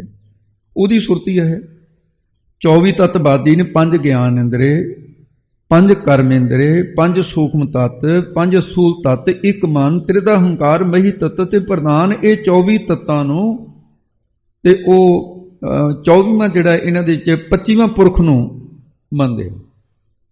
ਅਸੰਗੋ ਹੀ ਪੁਰਖਾ ਜਿਹੜਾ ਕਿ ਉਹ ਕਿਸੇ ਦਾ ਕਰਤਾ ਜਾਂ ਕਾਰਜ ਨਹੀਂ ਮੰਨਦੇ। ਜੇਕਰ ਅਸੀਂ ਕਹਿੰਦੇ ਪੁਰਖ ਹੀ ਕਹਿ ਦਿੰਦੇ ਤੇ ਫਿਰ ਸਾਂਖੀਆਂ ਦੇ ਮਤ ਅਨੁਸਾਰ ਪੁਰਖ ਦਾ ਲਖਣ ਹੋ ਜਾਣਾ ਸੀ, ਜਿਹੜਾ ਅਤਿਅੰਤ ਅਲਪੱਗ ਹੈ। ਜਦੋਂ ਬ੍ਰਹਮੰਡ ਨੂੰ ਹਿਰਨ ਕਰੂੰ ਭਖਸ਼ਣ ਕਰ ਜਾਂਦਾ ਹੈ, ਸਾਂਖੀਆਂ ਦੇ ਕਲਪੇ ਹੋਏ ਪੁਰਖ ਦੀਆਂ ਤਾਂ ਚੀਕਾਂ ਨਿਕਲ ਜਾਂਦੀਆਂ, ਕਿਉਂਕਿ ਉਹ ਨਿਰਭਉ ਨਹੀਂ ਹੈ। ਪੁਰਖ ਤਾਂ ਹੈਗਾ, ਨਿਰਭਉ ਨਹੀਂ ਹੈ। ਇਸ ਕਰਕੇ ਨਿਰਭਉ ਸ਼ਬਦ ਕਿਹਾ ਕਿ ਲਖਣ ਬ੍ਰਹਮਣ ਦਾ ਕੀਤਾ ਸੀ। ਕਿਤੇ ਬ੍ਰਹਮ ਦਾ ਲੇਖਣ ਜਿਹੜਾ ਉਹ ਕਿਤੇ ਸਾਂਖੀਆਂ ਦੇ ਕਰਤੇ ਉਹਦੇ ਪੁਰਖ ਦੇ ਵਿੱਚ ਨਾ ਕਲਪਨਾ ਕੀਤੀ ਜਾਏ। ਤੇ ਪੁਰਖ ਦਾ ਮਨੁੱਖ ਨੂੰ ਵੀ ਕਹਿੰਦੇ ਪੁਰਖਾਂ ਬਿਰਖਾਂ ਤੀਰਥਾਂ ਤਟਾਂ ਮੇਘਾਂ ਖੇਤਾਂ, ਬਿਨ ਪਿਰ ਪੁਰਖ ਨਾ ਜਾਣੇ। ਔਰਤ ਨੂੰ ਕਿਹਾ ਵੀ ਆਪਣੇ ਪਤੀ ਦੇ ਬਿਨਾਂ ਪੁਰਖ ਹੀ ਨਾ ਸਮਝੀ ਕਿਸੇ ਨੂੰ। ਇਹ ਬੰਦੇ ਦਾ ਲਕਸ਼ਣ ਹੋ ਗਿਆ, ਔਰਤਾਂ ਦੇ ਮੁਕਾਬਲੇ ਪੁਰਖ ਕਿਹਾ ਜਾਂਦਾ ਹੈ ਮਨੁੱਖ ਨੂੰ। ਨਾਰੀ ਤੇ ਜੋ ਪੁਰਖ ਕਰਾਵੇ ਪੁਰਖਨ ਤੇ ਜੋ ਨਾਰੀ, ਇੱਥੇ ਵੀ ਤਾਂ ਪੁਰਖ ਤੇ ਨਾਰੀ ਦਾ ਅਲੱਗ-ਅਲੱਗ ਭੇਦ ਕਰਿਆ ਮਹਾਰਾਜ ਨੇ। ਸੋ ਇਸ ਕਰਕੇ ਮਨੁੱਖ ਕਾਲ ਦੇ ਭੈ ਦੇ ਵਿੱਚ ਨਾ, ਸਾਂਖੀਆਂ ਦਾ ਪੁਰਖ ਵੀ ਭੈ ਦੇ ਵਿੱਚ ਹੈ। ਤੋ ਇਸ ਕਰਕੇ ਅਸੀਂ ਨਿਰਭਉ ਕਿਹਾ ਕਿ ਉਹ ਬ੍ਰਹਮ ਦਾ ਲਕਸ਼ਣ ਹੈ ਜਿਹੜਾ ਪੁਰਖ ਦੇ ਨਾਲ ਨਿਰਭਉ ਸ਼ਬਦ ਤਾਂ ਕਿਹਾ, ਇਹ ਸਿੱਧ ਕਰਤਾ ਮਹਾਰਾਜ ਨੇ। ਹੁਣ ਪ੍ਰਸ਼ਨ ਅੱਗੇ ਚੱਲਿਆ ਤੇ ਉਹ ਪ੍ਰਸ਼ਨ ਉਹਨਾਂ ਦਾ ਕੀ ਹੈ ਵੀ ਮਹਾਰਾਜ ਤੁਸੀਂ ਫਿਰ ਜਿਹੜਾ ਪੁਰਖ ਕਿਹਾ ਇਹੀ ਰਹਿਣ ਦੇ, ਅਗਲਾ ਪਦ ਕਿਉਂ ਕਿਹਾ ਹੈ ਦੱਸਦੇ ਹਨ ਜੇ। ਨਿਰਵੈਰ ਕਹਿੰਦੇ ਤੁਸੀਂ ਨਿਰਭਉ ਸ਼ਬਦ ਕਹਿ ਦਿੱਤਾ, ਇਹਦੇ ਨਾਲ ਸਿੱਖਣਾ ਫਿਰ ਨਿਰਵੈਰ ਕਹਿਣ ਦੀ ਕੀ ਲੋੜ ਸੀ। ਮਹਾਰਾਜ ਕਹਿੰਦੇ ਸਿੱਧੋ ਅਸੀਂ ਨਿਰਵੈਰ ਸ਼ਬਦ ਇਸ ਕਰਕੇ ਕਿਹਾ, ਸੰਸਾਰ ਦੇ ਵਿੱਚ ਨਿਰਭਉ ਸ਼ਬਦ ਜਿਹੜਾ ਕੱਲਾ ਜੇ ਰਹਿਣ ਦਿੰਦੇ ਨਿਰਵੈਰ ਨਾ ਕਹਿੰਦੇ। ਨਿਰਭਉ ਤਾਂ ਫਿਰ ਰਾਵਣ ਵੀ ਹੋਇਆ, ਕੀ ਤੋਂ ਡਰਦਾ ਸੀ ਰਾਵਣ। ਸਵਾਸ ਬੀਰਜ ਹੋਇਆ, ਹਰਨਾਕਸ਼ ਹੋਇਆ, ਹਰਨਕਸ਼ਪ ਹੋਇਆ, ਜਲੇ ਹਰਨਾਕ ਥਲੇ ਹਰਨਾਕਸ਼ ਦਾ ਜਾਪ ਜਪਾ ਗਏ ਇਹ। ਉਹ ਕਿਸੇ ਤੇ ਜਿਹੜਾ ਰਾਮ ਜੀ ਨੂੰ ਤਾਂ ਦੱਸਦਾ ਸੀ ਵੀ ਇਹ ਬਨਵਾਸੀ ਹੈ, ਇਹ ਭਿਖਾਰੀ ਤੁਰੇ ਫਿਰਦੇ ਤੇ ਪਰ ਉਹ ਨਿਰਭਉ ਤਾਂ ਸੀ, ਨਿਰਵੈਰ ਨਹੀਂ ਸੀ। ਰਾਮ ਜੀ ਦੇ ਨਾਲ ਬੈਰ ਨਹੀਂ ਕੀਤਾ ਉਸਨੇ। ਕੀ ਹਰਨਾਕਸ਼ ਨੇ ਆਪਣੇ ਪੁੱਤਰ ਪ੍ਰਹਲਾਦ ਨਾਲ ਬੈਰ ਨਹੀਂ ਕੀਤਾ।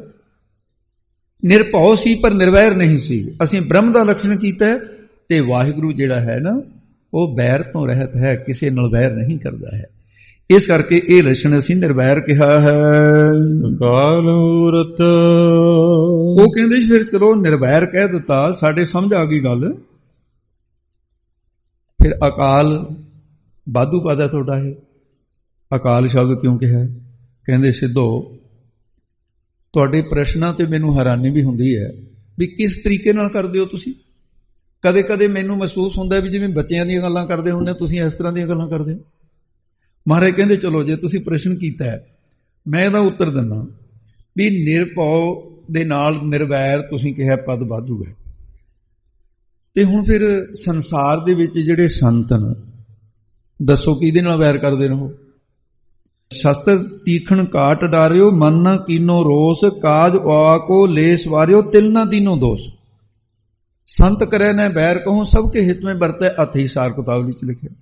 ਸੰਤ ਕਿਸੇ ਨਾਲ ਵੈਰ ਨਹੀਂ ਕਰਦੇ। ਨਿਰਵੈਰ ਤਾਂ ਫਿਰ ਸੰਤ ਵੀ ਹੈਗੇ ਪਰ ਅਕਾਲ ਨਹੀਂ ਹਨ ਉਹ। ਕਾਲ ਸੰਤਾਂ ਦੇ ਵੀ ਹੋਣਾ। ਹੁਣ ਜੇ ਸੰਤਾਂ ਤੇ ਕਾਲ ਨਾ ਹੋਵੇ ਭਾਈ ਬਰਸੀਆਂ ਕਾਹਤੇ ਮਨਾਉਂਦੇ ਨੇ ਲੋਕ। ਫਿਰ ਉਹ ਕਾਲ ਦੇ ਅਧੀਨ। ਇਸ ਕਰਕੇ ਪਰ ਜਿਹੜਾ ਅਕਾਲ ਪੁਰਖ ਹੈ ਉਹ ਬੈਰ ਤੋਂ ਰਹਿਤ ਤਾਂ ਹੈ ਹੀ ਹੈ, ਲੇਕਿਨ ਉਹਦੇ ਵਿੱਚ ਅਕਾਲ ਕਾਲ ਤੋਂ ਰਹਿਤ, ਉਹਦੇ ਉੱਤੇ ਕਾਲ ਨਹੀਂ ਆਏਗਾ। ਅਸੀਂ ਇਹ ਅਕਾਲ ਇਸ ਕਰਕੇ ਕਿਹਾ ਹੈ ਮੂਰਤ। ਤੇ ਕਹਿੰਦੇ ਤੇ ਬਾਜੀ ਫਿਰ ਤੁਸੀਂ ਅਕਾਲ ਸ਼ਬਦ ਕਹਿ ਰਹਿਣ ਦਿੰਦੇ, ਮੂਰਤ ਸ਼ਬਦ ਕਾਹਨੂੰ ਕਿਹਾ। ਮਹਾਰਾਜ ਕਹਿੰਦੇ ਸਿੱਧੋ ਜੇਕਰ ਅਸੀਂ ਮੂਰਤ ਸ਼ਬਦ ਨਾਮ ਵਰਤਦੇ ਤਾਂ ਕਾਲ ਦਾ ਜਿਹੜਾ ਕਾਲ ਸਮੇਂ ਦਾ ਲੱਖਣ ਹੋ ਜਾਣਾ ਸੀ। ਉਹਦਾ ਕਾਰਨ ਕੀ ਹੈ। ਭੂਤ ਕਾਲ, ਭਵਿੱਖਤ ਕਾਲ, ਵਰਤਮਾਨ। ਕਾਲਵਾਦੀ ਵਿਸ਼ੇਸ਼ਕ 6 ਸ਼ਾਸਤਰਾਂ ਦੇ ਸਾਖ ਨਿਆਏ ਵਿਸ਼ੇਕ ਪੂਰਨਵਾਸਾ ਪਤੰਜਲ ਵਿਦਾਂਤ 6 ਸ਼ਾਸਤਰ ਨੇ ਇਹ 16 ਨਾਮ ਦੀ ਬਾਣੀ ਚ ਪੜ੍ਹਦੇ ਹਾਂ। 6 ਕਰ 6 ਗੁਰ 6 ਉਪਦੇਸ਼। ਉਹ ਜਿਹੜੇ ਵਿਸ਼ੇਸ਼ਕ ਨੇ ਉਹ ਕਾਲ ਨੂੰ ਅਕਾਲ ਮੰਨਦੇ ਨੇ ਪਰ ਕਾਲ ਨੂੰ ਅਮੂਰਤ ਹੈ। ਕਾਲ ਅਮੂਰਤ ਹੈ, ਮੂਰਤੀਵਾਨ ਪਦਾਰਥ ਹੈ। ਜਿਹੜਾ ਕਾਲ ਅਮੂਰਤ ਨਹੀਂ ਹੈ, ਮੂਰਤੀਵਾਨ ਕਿਉਂ। ਨਿਮਕ ਪਾਲ ਘੜੀਆਂ ਪਹਿਰ ਦਿਨ ਮਹੀਨਾ ਬਰਾ ਇਹ ਸਾਰਾ ਮੂਰਤੀਵਾਨ ਹੀ ਹੈ। ਹੁਣ ਇੱਥੇ ਇੱਕ ਹੋਰ ਗੁੱਝ ਭੇਦ ਹੈ ਵੀ ਵਿਆਕਰਨ ਦੇ ਅਨੁਸਾਰ ਹਰੇਕ ਅੱਖਰ ਵਿੱਚ ਐੜਾ ਅੱਖਰ ਅਤੇ ਸਿਹਾਰੀ ਵਾਲਿਆਂ ਦੇ ਵਿੱਚ ਈੜੀ ਅੱਖਰ, ਔਂਕੜ ਦੇ ਵਿੱਚ ਊੜਾ ਅੱਖਰ। ਵਿਆਕਰਨ ਦੀ ਰੀਤ ਅਨੁਸਾਰ ਇੱਥੇ ਮਾਂ ਦੇ ਵਿੱਚ ਆੜਾ ਮੰਨ ਕੇ ਤੇ ਇਸ ਪ੍ਰਕਾਰ ਅਮੂਰਤ ਸ਼ਬਦ ਹੈ। ਇਸ ਲਈ ਅਸੀਂ ਬ੍ਰਹਮ ਦਾ ਲੱਖਣ ਕਰਕੇ ਮੂਰਤ ਸ਼ਬਦ ਕਹਿ ਦਿੱਤਾ ਹੈ ਵੀ ਤਾਂ ਕਿ ਇਹ ਸਾਡੀ ਬਾਤ ਬ੍ਰਹਮ ਦੀ ਜਿਹੜੀ ਸ਼ਬਦ ਹੋਈ। ਫਿਰ ਉਹਦੇ ਚ ਨਾ 5 ਭਾਵ ਹੁੰਦੇ ਨੇ। ਬਸ ਅੱਜ ਦੀ ਕਥਾ ਚ ਇਹੀ ਇੰਨੀ ਕੁ ਗੂੜਤਾ ਜ਼ਿਆਦਾ ਆਉਗੀ। ਤੇ ਉਹ ਪਹਿਲਾ ਹੈ ਪ੍ਰਧੁੰਸਾ ਭਾਵ, ਤੇ ਦੂਜਾ ਪ੍ਰਗਿਆ ਭਾਵ, ਤੀਸਰਾ ਅਨਯੋਨਯ ਭਾਵ, ਚੌਥਾ ਅਤਿਅੰਤਾ ਭਾਵ, ਪੰਜਵਾਂ ਸਮੈਕਿਆ ਭਾਵ। ਉਹ ਕਹਿੰਦੇ ਵੀ ਇਹਦੇ ਵਿੱਚ ਨਿਆਇਕ ਮਤ ਵਾਲੇ ਪ੍ਰਧੁੰਸਾ ਭਾਵ ਪ੍ਰਗਾ ਭਾਵ ਨੂੰ ਅਕਾਲ ਮੰਨਦੇ ਨੇ। ਉਹ ਕੀ ਹੈ। ਸੌਖੀ ਮਸਾਲਾ ਵੀ ਘੜਾ ਟੁੱਟ ਗਿਆ, ਘੜਾ ਟੁੱਟ ਕੇ ਡੀਕਰੀਆਂ ਹੋ ਗਈਆਂ। ਉਹ ਕਹਿੰਦੇ ਵੀ ਅਸੀਂ ਘੜੇ ਨੂੰ ਇਹ ਨਹੀਂ ਮੰਨਦੇ ਵੀ ਨਾਸ ਹੋ ਗਿਆ ਘੜੇ ਦਾ, ਕਹਿੰਦੇ ਡੀਕਰੀਆਂ ਪਈਆਂ। ਤੇ ਦੂਸਰਾ ਉਹ ਜਿਹੜਾ ਦੂਜਾ ਪ੍ਰਗਾ ਭਾਵ ਨੂੰ ਕਹਿੰਦੇ ਨੇ ਵੀ ਘੜੇ ਦੀਆਂ ਦੋਨੇ ਕਪਾਲਾਂ, ਘਮਿਆਰ ਜਦੋਂ ਬਣਾਉਂਦੇ 2 ਹਿੱਸੇ ਹੁੰਦੇ ਨੇ, ਜਿੱਥੇ ਚੱਪਣ ਧਰਦੇ ਉਹ ਲੱਗਾ ਹੁੰਦਾ, ਦੂਆ ਲੱਗਾ ਹੁੰਦਾ। ਉਹ ਜਿੰਨਾ ਚਿਰ ਉਹ ਬਣਿਆ ਨਹੀਂ 2 ਕਪਾਲਾਂ ਉਹਦੀਆਂ ਵੱਖਰੀਆਂ ਵੱਖਰੀਆਂ, ਇਹ ਪ੍ਰਗਾ ਭਾਵ ਕਹਿੰਦੇ ਨੇ। ਉਹ ਕਹਿੰਦੇ ਜਿਹੜਾ ਪ੍ਰਦੁੰਸਾ ਭਾਵ ਵੀ ਠੀਕਰੀਆਂ ਬਣਨਗੀਆਂ, ਉਹ ਸਰੀਰਾਂ ਦੇ ਨਾਸ ਹੋਣ ਦਾ ਵੀ ਪ੍ਰਦੁੰਸਾ ਭਾਵ ਹੀ ਕਹਿੰਦਾ ਉਹ ਸ਼ਾਸਤਰ ਜਿਹੜਾ। ਤੇ ਪ੍ਰਗਾ ਭਾਵ ਤੇ ਉਹ ਜਿਵੇਂ ਘੜੇ ਦੀਆਂ ਕਪਾਲਾਂ ਬਣੀ ਰਹੀਆਂ, ਉਹ ਅਕਾਲ ਇਸ ਤਰ੍ਹਾਂ ਲੋਕਾਂ ਨੂੰ ਸਮੇਂ ਨੂੰ ਅਕਾਲ ਮੰਨ ਲੈਣਾ ਕਿ ਜਦੋਂ ਸੂਖਮ ਤੱਤ ਹੀ ਬਣੇ ਰਹਿੰਦੇ ਨੇ, ਉਹ ਕਹਿੰਦੇ ਸੂਖਮ ਤੱਤ, ਅਸਥੂਲ ਤੱਤ, ਤੇ ਇਹ ਅਮੂਰਤ ਨਹੀਂ ਹੈ। ਇਸ ਕਰਕੇ ਅਸੀਂ ਮੂਰਤ ਕਹਿ ਕੇ ਬ੍ਰਹਮ ਦਾ ਲੱਖਣ ਕੀਤਾ ਹੈ।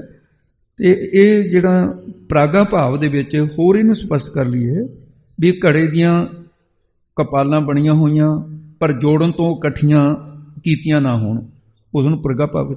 ਇਸ ਤਰ੍ਹਾਂ ਲੋਕ ਉਸ ਸਮੇਂ ਅਕਾਲ ਮੰਨ ਲੈਣਾ ਸੀ ਜਦੋਂ ਸੂਖਮ ਤੱਤ ਹੀ ਬਣੇ ਸਨ, ਤਾਂ ਅਸੂਲ ਤੱਤ ਨਹੀਂ ਸੀ ਬਣਿਆ, ਜੇ ਉਹ ਅਮੂਰਤ ਨਹੀਂ ਸੀ। ਇਸ ਕਰਕੇ ਅਸੀਂ ਮੂਰਤ ਕਹਿ ਕੇ ਬ੍ਰਹਮ ਦਾ ਲੱਖਣ ਕੀਤਾ। ਤੀਸਰਾ ਅਨਯੋਨਾ ਭਾਵ ਹੁੰਦਾ, ਪਰਸਪਰ ਭਾਵ। ਜਿਵੇਂ ਘੜਾ ਪਿਆ, ਉਹ ਘੜੇ ਨੂੰ ਕੋਈ ਇਹ ਕਹੇ ਵੀ ਇਹ ਬਸਤਰ ਪਿਆ, ਬਿਲਕੁਲ ਹੀ ਗਲਤ ਹੈ ਨਾ। ਜੇ ਕੋਈ ਜਾਂ ਫਿਰ ਬਸਤਰ ਨੂੰ ਕਹੇ ਵੀ ਇਹ ਘੜਾ ਪਿਆ, ਘੜੇ ਦੇ ਵਿੱਚ ਬਸਤਰ ਦਾ, ਬਸਤਰ ਵਿੱਚ ਘੜੇ ਦਾ, ਇਹ ਸਾਧ ਸੰਗਤ ਜੀ ਇਸ ਨੂੰ ਅਤਿਅੰਤਾ ਭਾਵ ਕਿਹਾ ਜਾਂਦਾ, ਅਨਯੋਨਿਆ ਭਾਵ ਕਿਹਾ ਜਾਂਦਾ। ਘਟ ਦੇ ਵਿੱਚ ਪੜਦਾ, ਪਟ ਦੇ ਵਿੱਚ ਘੜਦਾ। ਚੌਥਾ ਅਤਿਅੰਤਾ ਭਾਵ ਇਹ ਹੈ, ਇਹ ਬੰਝਿਆ ਇਸਤਰੀ ਉਹਨੂੰ ਕਹਿੰਦੇ ਨੇ ਜਿਹਦੀ ਔਲਾਦ ਨਾ ਜੰਮੀ ਅਤੇ ਨਾ ਜੰਮ ਸਕੇ। ਬੰਝਿਆ ਦਾ ਪੁੱਤਰ, ਜੇ ਕੋਈ ਕਹੇ ਬੰਝਿਆ ਦਾ ਪੁੱਤਰ ਹੈ, ਜਾਂ ਕੋਈ ਕਹੇ ਆਕਾਸ਼ ਦੇ ਵਿੱਚ ਫੁੱਲ ਬੜੇ ਸੋਹਣੇ ਖਿੜੇ ਹੋਏ ਨੇ, ਬੜੀ ਸੁਗੰਧੀ ਹੈ, ਇਹ ਅਤਿਅੰਤਾ ਭਾਵ ਹੈ। ਨਾ ਆਕਾਸ਼ ਦੇ ਫੁੱਲ ਕਿਹੜੇ ਖਿੜੇ ਨੇ, ਨਾ ਉਹਨਾਂ 'ਚ ਸੁਗੰਧੀ ਆਉਣੀ ਹੈ, ਅਤੇ ਨਾ ਹੀ ਕਦੇ ਬੰਝਿਆ ਦਾ ਜਿਹੜਾ ਪੁੱਤਰ ਹੋਇਆ, ਇਹ ਅਤਿਅੰਤਾ ਭਾਵ ਹੈ। ਤੇ ਇਸ ਕਰਕੇ ਇਸ ਗੱਲ ਨੂੰ ਇਹ ਸਿੱਧ ਕੀਤਾ ਹੈ। ਤੇ ਜਿਵੇਂ ਪੰਜਵਾਂ ਜਿਹੜਾ ਸਮਕਿਆ ਭਾਵ ਜਿਹੜਾ ਹੈ, ਉਹ ਸਮੇਂ ਦੇ ਭੇਦ ਦੇ ਨਾਲ ਦੱਸਦੇ ਹੈ।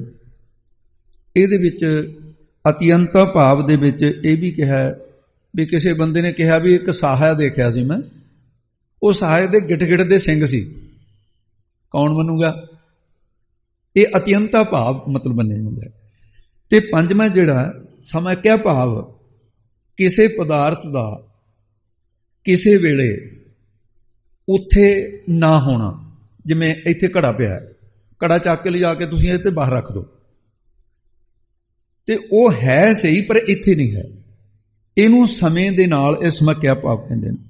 ਤੋ ਇਸ ਕਰਕੇ ਮਹਾਰਾਜ ਕਹਿੰਦੇ, ਹੈ ਮਹਾਰਾਜ ਵੀ ਆਪ ਮੂਰਤ ਕਹਿ ਦਿੰਦੇ, ਅਜੂਨੀ ਸ਼ਬਦ ਕਹਿਣ ਦੀ ਕੀ ਲੋੜ ਸੀ, ਤੁਸੀਂ ਇਹ ਕਹਿ ਦਿੱਤਾ।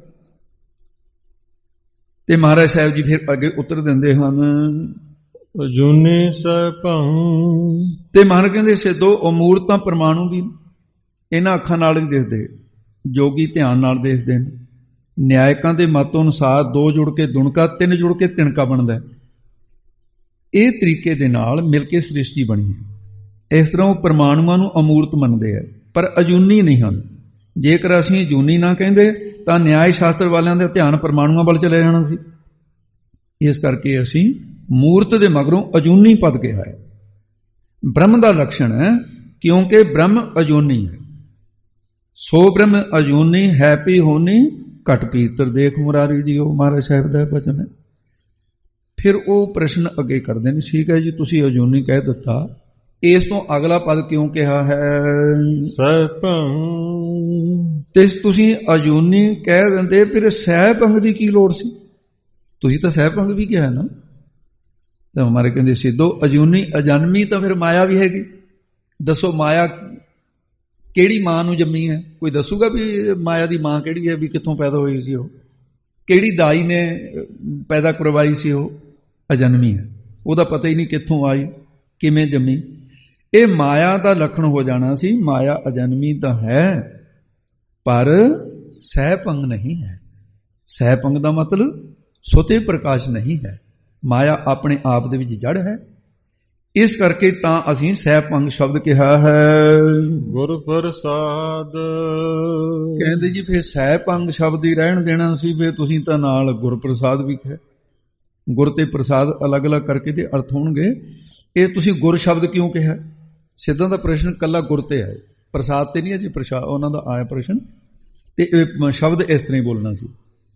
ਮਹਾਰਾਜ ਕਹਿੰਦੇ ਸਿੱਧੋ ਸੁਤੇ ਪ੍ਰਕਾਸ਼ ਤਾਂ ਲੋਕ ਫਿਰ ਖੱਟ ਜੋਤੀਆਂ ਨੂੰ ਵੀ ਤਾਂ ਮੰਨਦੇ ਆ, ਬੁੱਧੀ ਬਿਜਲੀ ਚੰਦ ਸੂਰਜ ਤਾਰੇ ਇਹ ਵੀ ਤਾਂ ਸੁਤੇ ਪ੍ਰਕਾਸ਼ ਮੰਨ ਲਿਆ ਉਹਨਾਂ ਨੇ। ਫਿਰ ਤੁਸੀਂ ਇਹ ਜਿਹੜਾ ਲਕਸ਼ਣ ਅਸੀਂ ਕੀਤਾ ਸੀ, ਪਰ ਇਹ ਤਿੰਨੇ ਚਾਰੇ ਚੀਜ਼ਾਂ ਜਿਹੜੀਆਂ ਖੱਟ ਜੋਤੀਆਂ ਛੇ ਹੀ, ਇਹ ਪ੍ਰਕਾਸ਼ ਤਾਂ ਜ਼ਰੂਰ ਹੈ, ਸਹਿਪੰਗ ਸੁਤੇ ਪ੍ਰਕਾਸ਼ ਤਾਂ ਹੈਗੇ, ਪਰ ਇਹ ਸਹਿਪੰਗ ਗੁਰ, ਤੇ ਗੁਰ ਕੀ ਇਹ ਚੇਤਨ ਨਹੀਂ ਹੈ, ਜੜ ਨਹੀਂ ਹੈ, ਇਸ ਕਰਕੇ ਅਸੀਂ ਗੁਰਪਦ ਕਿਹਾ ਹੈ। ਤੇ ਇਸ ਕਰਕੇ ਗੁਰਪਦ ਸ਼ਬਦ ਦੇ ਉੱਤੇ ਗੁਰਬਾਣੀ ਦੇ ਵਿੱਚ ਕਈ ਉਦਾਹਰਨਾਂ ਵੀ ਆਉਂਦੀਆਂ, ਇਹ ਨੇਤਰ ਮੇਰੇ ਹਰ ਤੁਮੇ ਜੋਤ ਤੇਰੀ ਹਰ ਬਿਨਾ ਅਵਰ ਨਾ ਦੇਖੋ ਕੋਈ, ਸਭ ਮੈਂ ਜੋਤ ਹੈ ਸੋਏ। ਖੱਟ ਜੋਤੀਆਂ 'ਚ ਵੀ ਉਸੇ ਦੀ ਜੋਤ ਹੈ, ਤਾਂ ਪ੍ਰਕਾਸ਼ਮੈਨ ਹੈ, ਪਰ ਚੇਤਨ ਨਹੀਂ ਹੈ। ਇਸ ਕਰਕੇ ਅਸੀਂ ਗੁਰ ਸ਼ਬਦ ਕਿਹਾ ਹੈ। ਤੇ ਉਹ ਕਹਿੰਦੇ ਜੀ ਫਿਰ ਗੁਰ ਸ਼ਬਦ ਰਹਿਣ ਦੇ ਅਸੀਂ ਪ੍ਰਸਾਦ ਸ਼ਬਦ ਕਿਉਂ ਕਿਹਾ? ਮਰ ਕੇ ਸਿੱਧੋ ਗੁਰ ਸ਼ਬਦ ਇਸ ਕਰਕੇ ਪ੍ਰਸਾਦ ਸ਼ਬਦ ਨਾਲ ਤਾਂ ਕਿਹਾ, ਕੱਲਾ ਗੁਰ ਨਹੀਂ ਕਿਹਾ। ਗੁਰ ਤਾਂ ਵੱਡੇ ਦਾ ਨਾਮ ਹੁੰਦਾ ਹੈ, ਸਮੇਰ ਪਰਬਤ ਵੱਡਾ ਹੈ, ਬ੍ਰਹਮੰਡ ਆਦਿ ਵੱਡੇ ਨੇ, ਤੇ ਇਸ ਕਰਕੇ ਪਰ ਉਹ ਵੱਡੇ ਤਾਂ ਜ਼ਰੂਰ ਨੇ, ਤੇ ਪਰ ਪ੍ਰਸਾਦ ਕੀ ਹੈ, ਕਿਸੇ ਤੇ ਕਿਰਪਾ ਨਹੀਂ ਕਰ ਸਕਦਾ, ਪਹਾੜ ਪਰ ਕਿਰਪਾ ਕਰ ਦੂ, ਵੱਡਾ ਹੈਗਾ ਉਹ। ਤੋ ਇਸ ਕਰਕੇ ਪ੍ਰਸਾਦ ਉਹ ਆਨੰਦ ਸਰੂਪ ਨਹੀਂ ਤੇ ਕਿਰਪਾਲੂ ਨਹੀਂ ਹੈ। ਆਨੰਦ ਸਰੂਪ ਤੇ ਕਿਰਪਾਲੂ ਕੇਵਲ ਬ੍ਰਹਮ ਹੈ। ਇਸ ਕਰਕੇ ਅਸੀਂ ਗੁਰ ਸ਼ਬਦ ਤੋਂ ਬਾਅਦ ਪ੍ਰਸਾਦ ਸ਼ਬਦ ਲਿਖ ਕੇ ਬ੍ਰਹਮ ਦਾ ਲਖਣ ਕੀਤਾ ਹੈ। ਬ੍ਰਹਮ ਹੀ ਕੇਵਲ ਚੇਤਨ ਤੇ ਆਨੰਦ ਸਰੂਪ ਹੈ।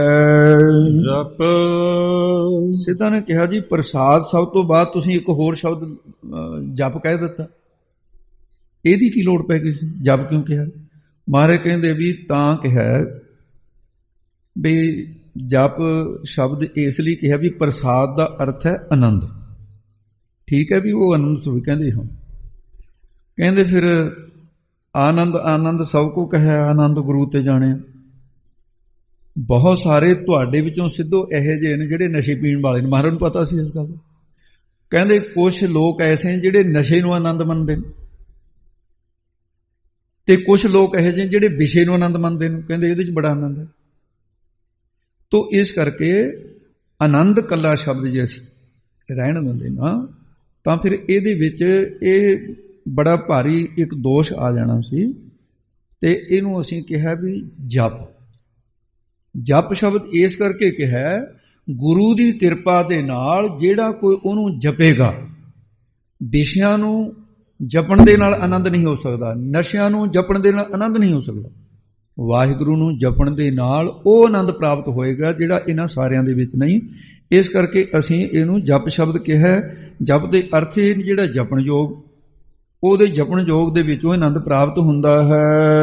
ਆਦਿ ਸੱਚ। ਤੇ ਸਿੱਧਾ ਨੇ ਕਿਹਾ ਵੀ ਜਪ ਸ਼ਬਦ ਤੋਂ ਬਾਅਦ ਤੁਸੀਂ ਆਦਿ ਸੱਚ ਕਿਉਂ ਕਿਹਾ? ਸਤਿਗੁਰੂ ਮਹਾਰਾਜ ਸਾਹਿਬ ਜੀ ਕਹਿਣ ਲੱਗੇ, ਕਹਿੰਦੇ ਸਿੱਧੋ ਵੀ ਅਸੀਂ ਇਸ ਕਰਕੇ ਕਿਹਾ ਵੀ ਜਾਪ ਜਿਹੜਾ ਹੈ, ਜਪ, ਉਹ ਜਾਪ ਤਾਂ ਦੇਵੀ ਦੇਵਤਿਆਂ ਦੇ ਮੰਤਰਾਂ ਦਾ ਵੀ ਹੈ, ਵੱਖਰੇ ਵੱਖਰੇ ਨੇ, ਪਰ ਉਹ ਆਦ ਮੁੱਢ ਤੋਂ ਸੱਚ ਸਰੂਪ ਨਹੀਂ ਹਨ, ਨਾ ਦੇਵੀ ਦੇਵਤੇ ਨਾ ਉਹਨਾਂ ਦਾ ਜਾਪ। ਤੇ ਇਸ ਕਰਕੇ ਆਦ ਸੱਚ ਇਸ ਲਈ ਕਹਿ ਦਿੱਤਾ ਵੀ ਪਰਮੇਸ਼ਰ ਦਾ ਜਾਪ ਹੀ ਆਦ ਸੱਚ ਹੈ, ਦੇਵੀ ਦੇਵਤਿਆਂ ਦਾ ਨਹੀਂ।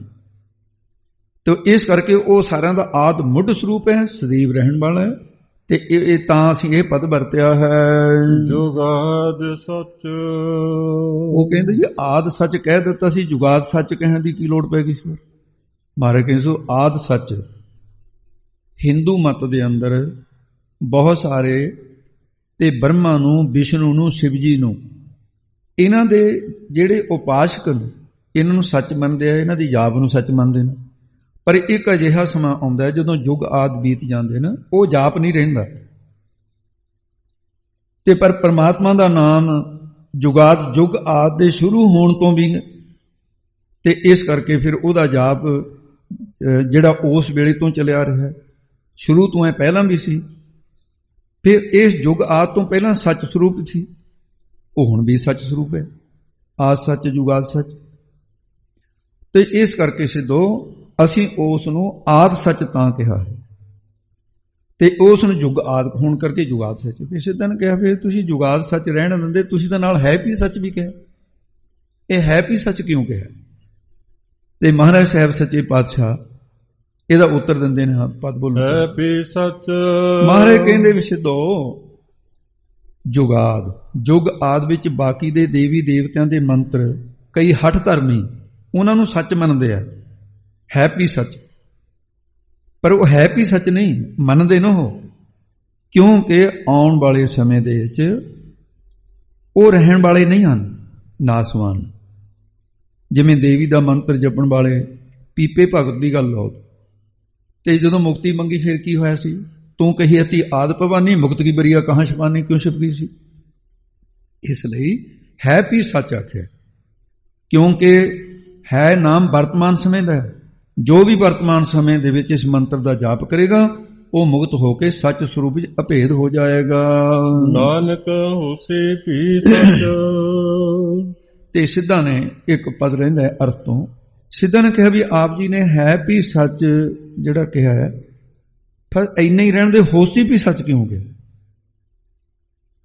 ਤੇ ਗੁਰੂ ਸਾਹਿਬ ਜੀ ਕਹਿੰਦੇ ਸਿੱਧੋ ਹੈ ਵੀ ਸੱਚ ਤਾਂ ਭਰਮ ਦੀ ਭ੍ਰਾਂਤੀ ਕਰਕੇ ਰੱਸੀ ਪਈ ਹੈ, ਰੱਸੀ ਦੇ ਵਿੱਚ ਸੱਪ ਕਲਪਿਆ ਗਿਆ, ਉਹ ਹੈਤਾ ਕਰਕੇ ਤਾਂ ਦਿਖ ਰਿਹਾ ਨਾ ਵੀ ਸੱਪ ਪਿਆ, ਸਿੱਪੀ ਦੇ ਵਿੱਚ ਚਾਂਦੀ ਹੈਤਾ ਕਰਕੇ ਦਿਸ ਰਹੀ ਹੈ ਵੀ ਇਹਦੇ ਚ ਚਾਂਦੀ ਹੈ, ਰੱਸੀ 'ਚ ਸੱਪ ਦਿਸ ਰਿਹਾ ਹੈ। ਤੇ ਇਹ ਹੈ ਤਾਂ ਕਰਕੇ ਤਾਂ ਜਾਗਰਤ ਅਵਸਥਾ ਆਈ ਤੇ ਸੁਪਨੇ ਦੇ ਵਿੱਚ ਜਿਹੜਾ ਕੁਝ ਦੇਖਿਆ ਹੈ, ਸੁਪਨੇ 'ਚ ਉਸ ਵੇਲੇ ਹੈ ਤਾਂ ਕਰਕੇ ਦਿਸ ਰਿਹਾ, ਸੱਚ ਦਿਸ ਰਿਹਾ। ਸੁਪਨੇ 'ਚ ਇਹ ਥੋੜੀ ਦਿਖ ਲਿਆ ਵੀ ਇਹ ਝੂਠਾ ਦਿਸ ਰਿਹਾ, ਸੱਚ ਦਿਸ ਰਿਹਾ। ਪਰ ਜਦੋਂ ਜਾਗਰਤ ਆਈ ਤੇ ਹੈ ਵੀ ਸੱਚ ਤਾਂ ਸੀ, ਉਹ ਸੁਪਨਾ ਹੋਸੀ ਵੀ ਸੱਚ ਨਾ ਰਿਹਾ, ਖਤਮ ਹੋ ਗਿਆ। ਰੱਸੀ ਦਾ ਗਿਆਨ ਹੋਇਆ, ਉਹ ਹੈ ਵੀ ਸੱਚ ਜਿਹੜਾ ਸੀ ਸੱਚ ਸਮਾਪਤ ਹੋ ਗਿਆ, ਹੋਸੀ ਵੀ ਸੱਚ ਨਾ ਰਿਹਾ। ਇਸ ਕਰਕੇ ਮਹਾਰਾਜ ਸਾਹਿਬ ਜੀ ਕਹਿੰਦੇ ਨੇ ਕਿ ਇਹ ਜਿਹੜਾ ਗਿਆਨ ਹੋਣ ਤੋਂ, ਜਿਵੇਂ ਰੱਸੀ ਦਾ ਜਿਹੜਾ ਹੈਤਾ ਦਾ ਗਿਆਨ ਸੀ, ਤੇ ਪਰ ਬ੍ਰਹਮ ਦਾ ਗਿਆਨ ਹੋਣ ਤੋਂ ਵੀ ਬ੍ਰਹਮ ਦੇ ਲੱਛਣ ਰਹਿੰਦੇ ਨੇ, ਉਹ ਹਮੇਸ਼ਾ ਰਹਿਣਗੇ। ਗਿਆਨ ਹੋਣ ਤੋਂ ਵੀ ਬ੍ਰਹਮ ਹੈ ਤੇ ਉਸ ਤੋਂ ਪਹਿਲਾਂ ਵੀ ਸੱਚ ਸਰੂਪ ਹੀ। ਇਸ ਕਰਕੇ ਆਦ ਸੱਚ ਜੁਗਾਦ ਸੱਚ, ਹੈ ਵੀ ਸੱਚ ਹੁਣ ਵੀ ਸੱਚ ਹੈ, ਨਾਨਕ ਹੋਸੀ ਵੀ ਸੱਚ। ਉਹ ਹੋਸੀ ਵੀ ਸੱਚ ਨਹੀਂ ਹੈ। ਗਿਆਨ ਹੋਇਆ ਤੇ ਰੱਸੀ ਦਾ ਹੈ ਤਾਂ ਸੱਚ ਖਤਮ ਹੋ ਗਿਆ, ਸਿੱਪੀ ਦਾ ਹੈ ਤਾਂ ਸੱਚ ਖਤਮ ਹੋ ਗਿਆ, ਸੁਪਨੇ ਦੇ ਵਿੱਚ ਹੈ ਤਾਂ ਸੱਚ ਸੁਪਨਾ ਸੀ ਜਿਹੜਾ ਖਤਮ ਹੋ ਗਿਆ, ਹੋਸੀ ਵੀ ਸੱਚ ਕੇਵਲ ਪਰਮਾਤਮਾ ਵਾਹਿਗੁਰੂ ਹੈ। ਤੋ ਇਸ ਕਰਕੇ ਫਿਰ ਨਾਨਕ ਪਦ ਲਿਖ ਕੇ ਮਹਾਰਾਜ ਸਾਹਿਬ ਨੇ ਮੋਹਰ ਲਾ ਦਿੱਤੀ। ਇੱਥੇ ਸ਼ਬਦ ਜਿਹੜਾ ਸੰਪੂਰਨ ਮਹਾਰਾਜ ਸਾਹਿਬ ਨੇ ਕੀਤਾ, ਤੇ ਮੂਲ ਮੰਤਰ ਦੇ ਵਿੱਚ ਸੰਪੂਰਨ, ਤੇ ਮਹਾਰਾਜ ਨੇ ਅਤੀ ਵਿਆਪਤੀ, ਆਵਿਆਪਤੀ, ਅਸੰਭਵ, ਤੇ ਇਹ ਸਾਰੇ ਜਿਹੜੇ ਦੋਸ਼ ਸੀ, ਤਿੰਨੇ ਦੋਸ਼ਾਂ, ਇਹਨਾਂ ਤੋਂ ਰਹਿਤ ਮਹਾਰਾਜ ਨੇ ਦਰਸਾ ਦਿੱਤਾ। ਇਸ ਤੋਂ ਬਾਅਦ ਫਿਰ ਸਿੱਧਾ ਨੇ ਕੋਲ ਕੋਈ ਉੱਤਰ ਤਾਂ ਰਿਹਾ ਨਾ, ਪਰ ਉਹ ਜਾਂਦੇ ਜਾਂਦੇ ਫਿਰ ਜਿਵੇਂ ਕਹਿੰਦੇ ਵੀ ਚਲੋ ਆਹ ਵੀ ਗੱਲ ਕਰਕੇ ਦੇਖ ਲਓ, ਉਹਨੇ ਇੱਕ ਨਵੀਂ ਗੱਲ ਕੀਤੀ। ਸਿੱਧਾ ਨੇ ਪੁੱਛਿਆ, ਕਹਿੰਦੇ ਤਪਾ ਜੀ ਗ੍ਰੰਥਾਂ ਦੇ ਵਿੱਚ 4 ਅਨੁਬੰਧ ਹੁੰਦੇ ਨੇ, ਵੀ ਚਲੋ ਅਨੁਬੰਧਾਂ 'ਚ ਲਿਜਾ ਕੇ ਦੇਖ ਲਓ ਵੀ ਜੇ ਤੁਸੀਂ ਨਵਾਂ ਇਹ ਸ਼ਬਦ ਰਚਿਆ ਹੈ ਤਾਂ ਵੇਦਾਂ ਦੇ ਵਿੱਚ ਸ਼ਾਸਤਰਾਂ ਦੇ ਵਿੱਚ ਇੱਕ ਨਿਯਮ ਚੱਲਿਆ ਆ ਰਿਹਾ ਤੇ ਤੁਹਾਡੇ ਅਨੁਬੰਧ ਹੈਗੇ। ਤੇ ਗੁਰੂ ਸਾਹਿਬ ਜੀ ਕਹਿੰਦੇ ਠੀਕ ਹੈ, ਮੈਂ ਅਨੁਬੰਧਾਂ ਬਾਰੇ ਜਾਣਦਾ। ਅਨੁਬੰਧ 4 ਕਿਸਮ ਦੇ ਹੁੰਦੇ ਨੇ,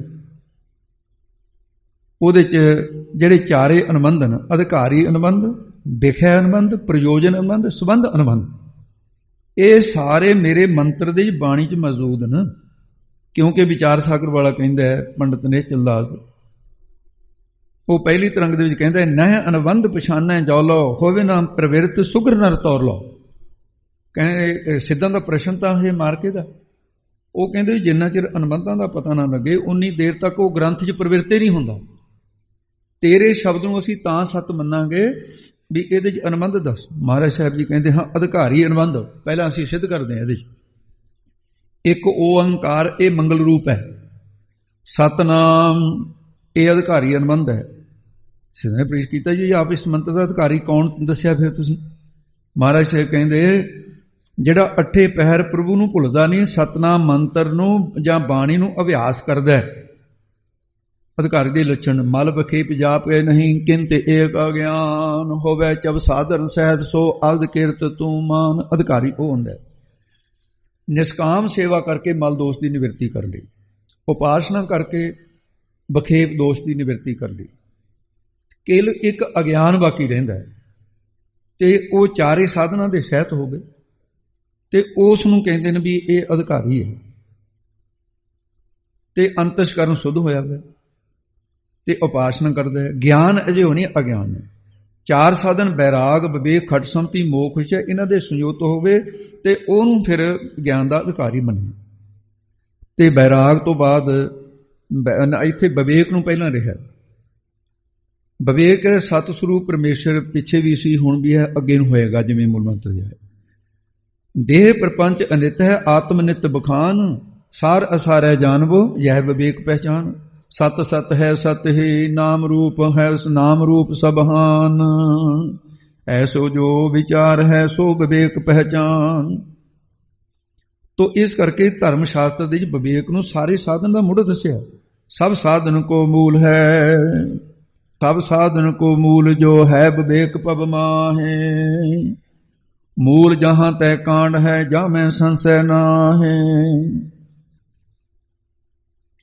ਤੇ ਇਹਦੇ ਵਿੱਚ ਕੋਈ ਸੰਸ਼ੇ ਵਾਲੀ ਬਾਤ ਨਹੀਂ।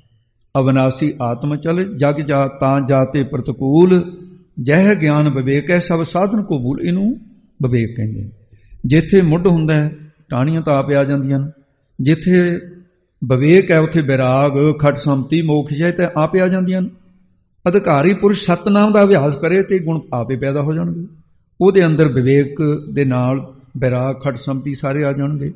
ਵਿਰਾਗ ਕਿਹਨੂੰ ਕਹਿੰਦੇ ਨੇ?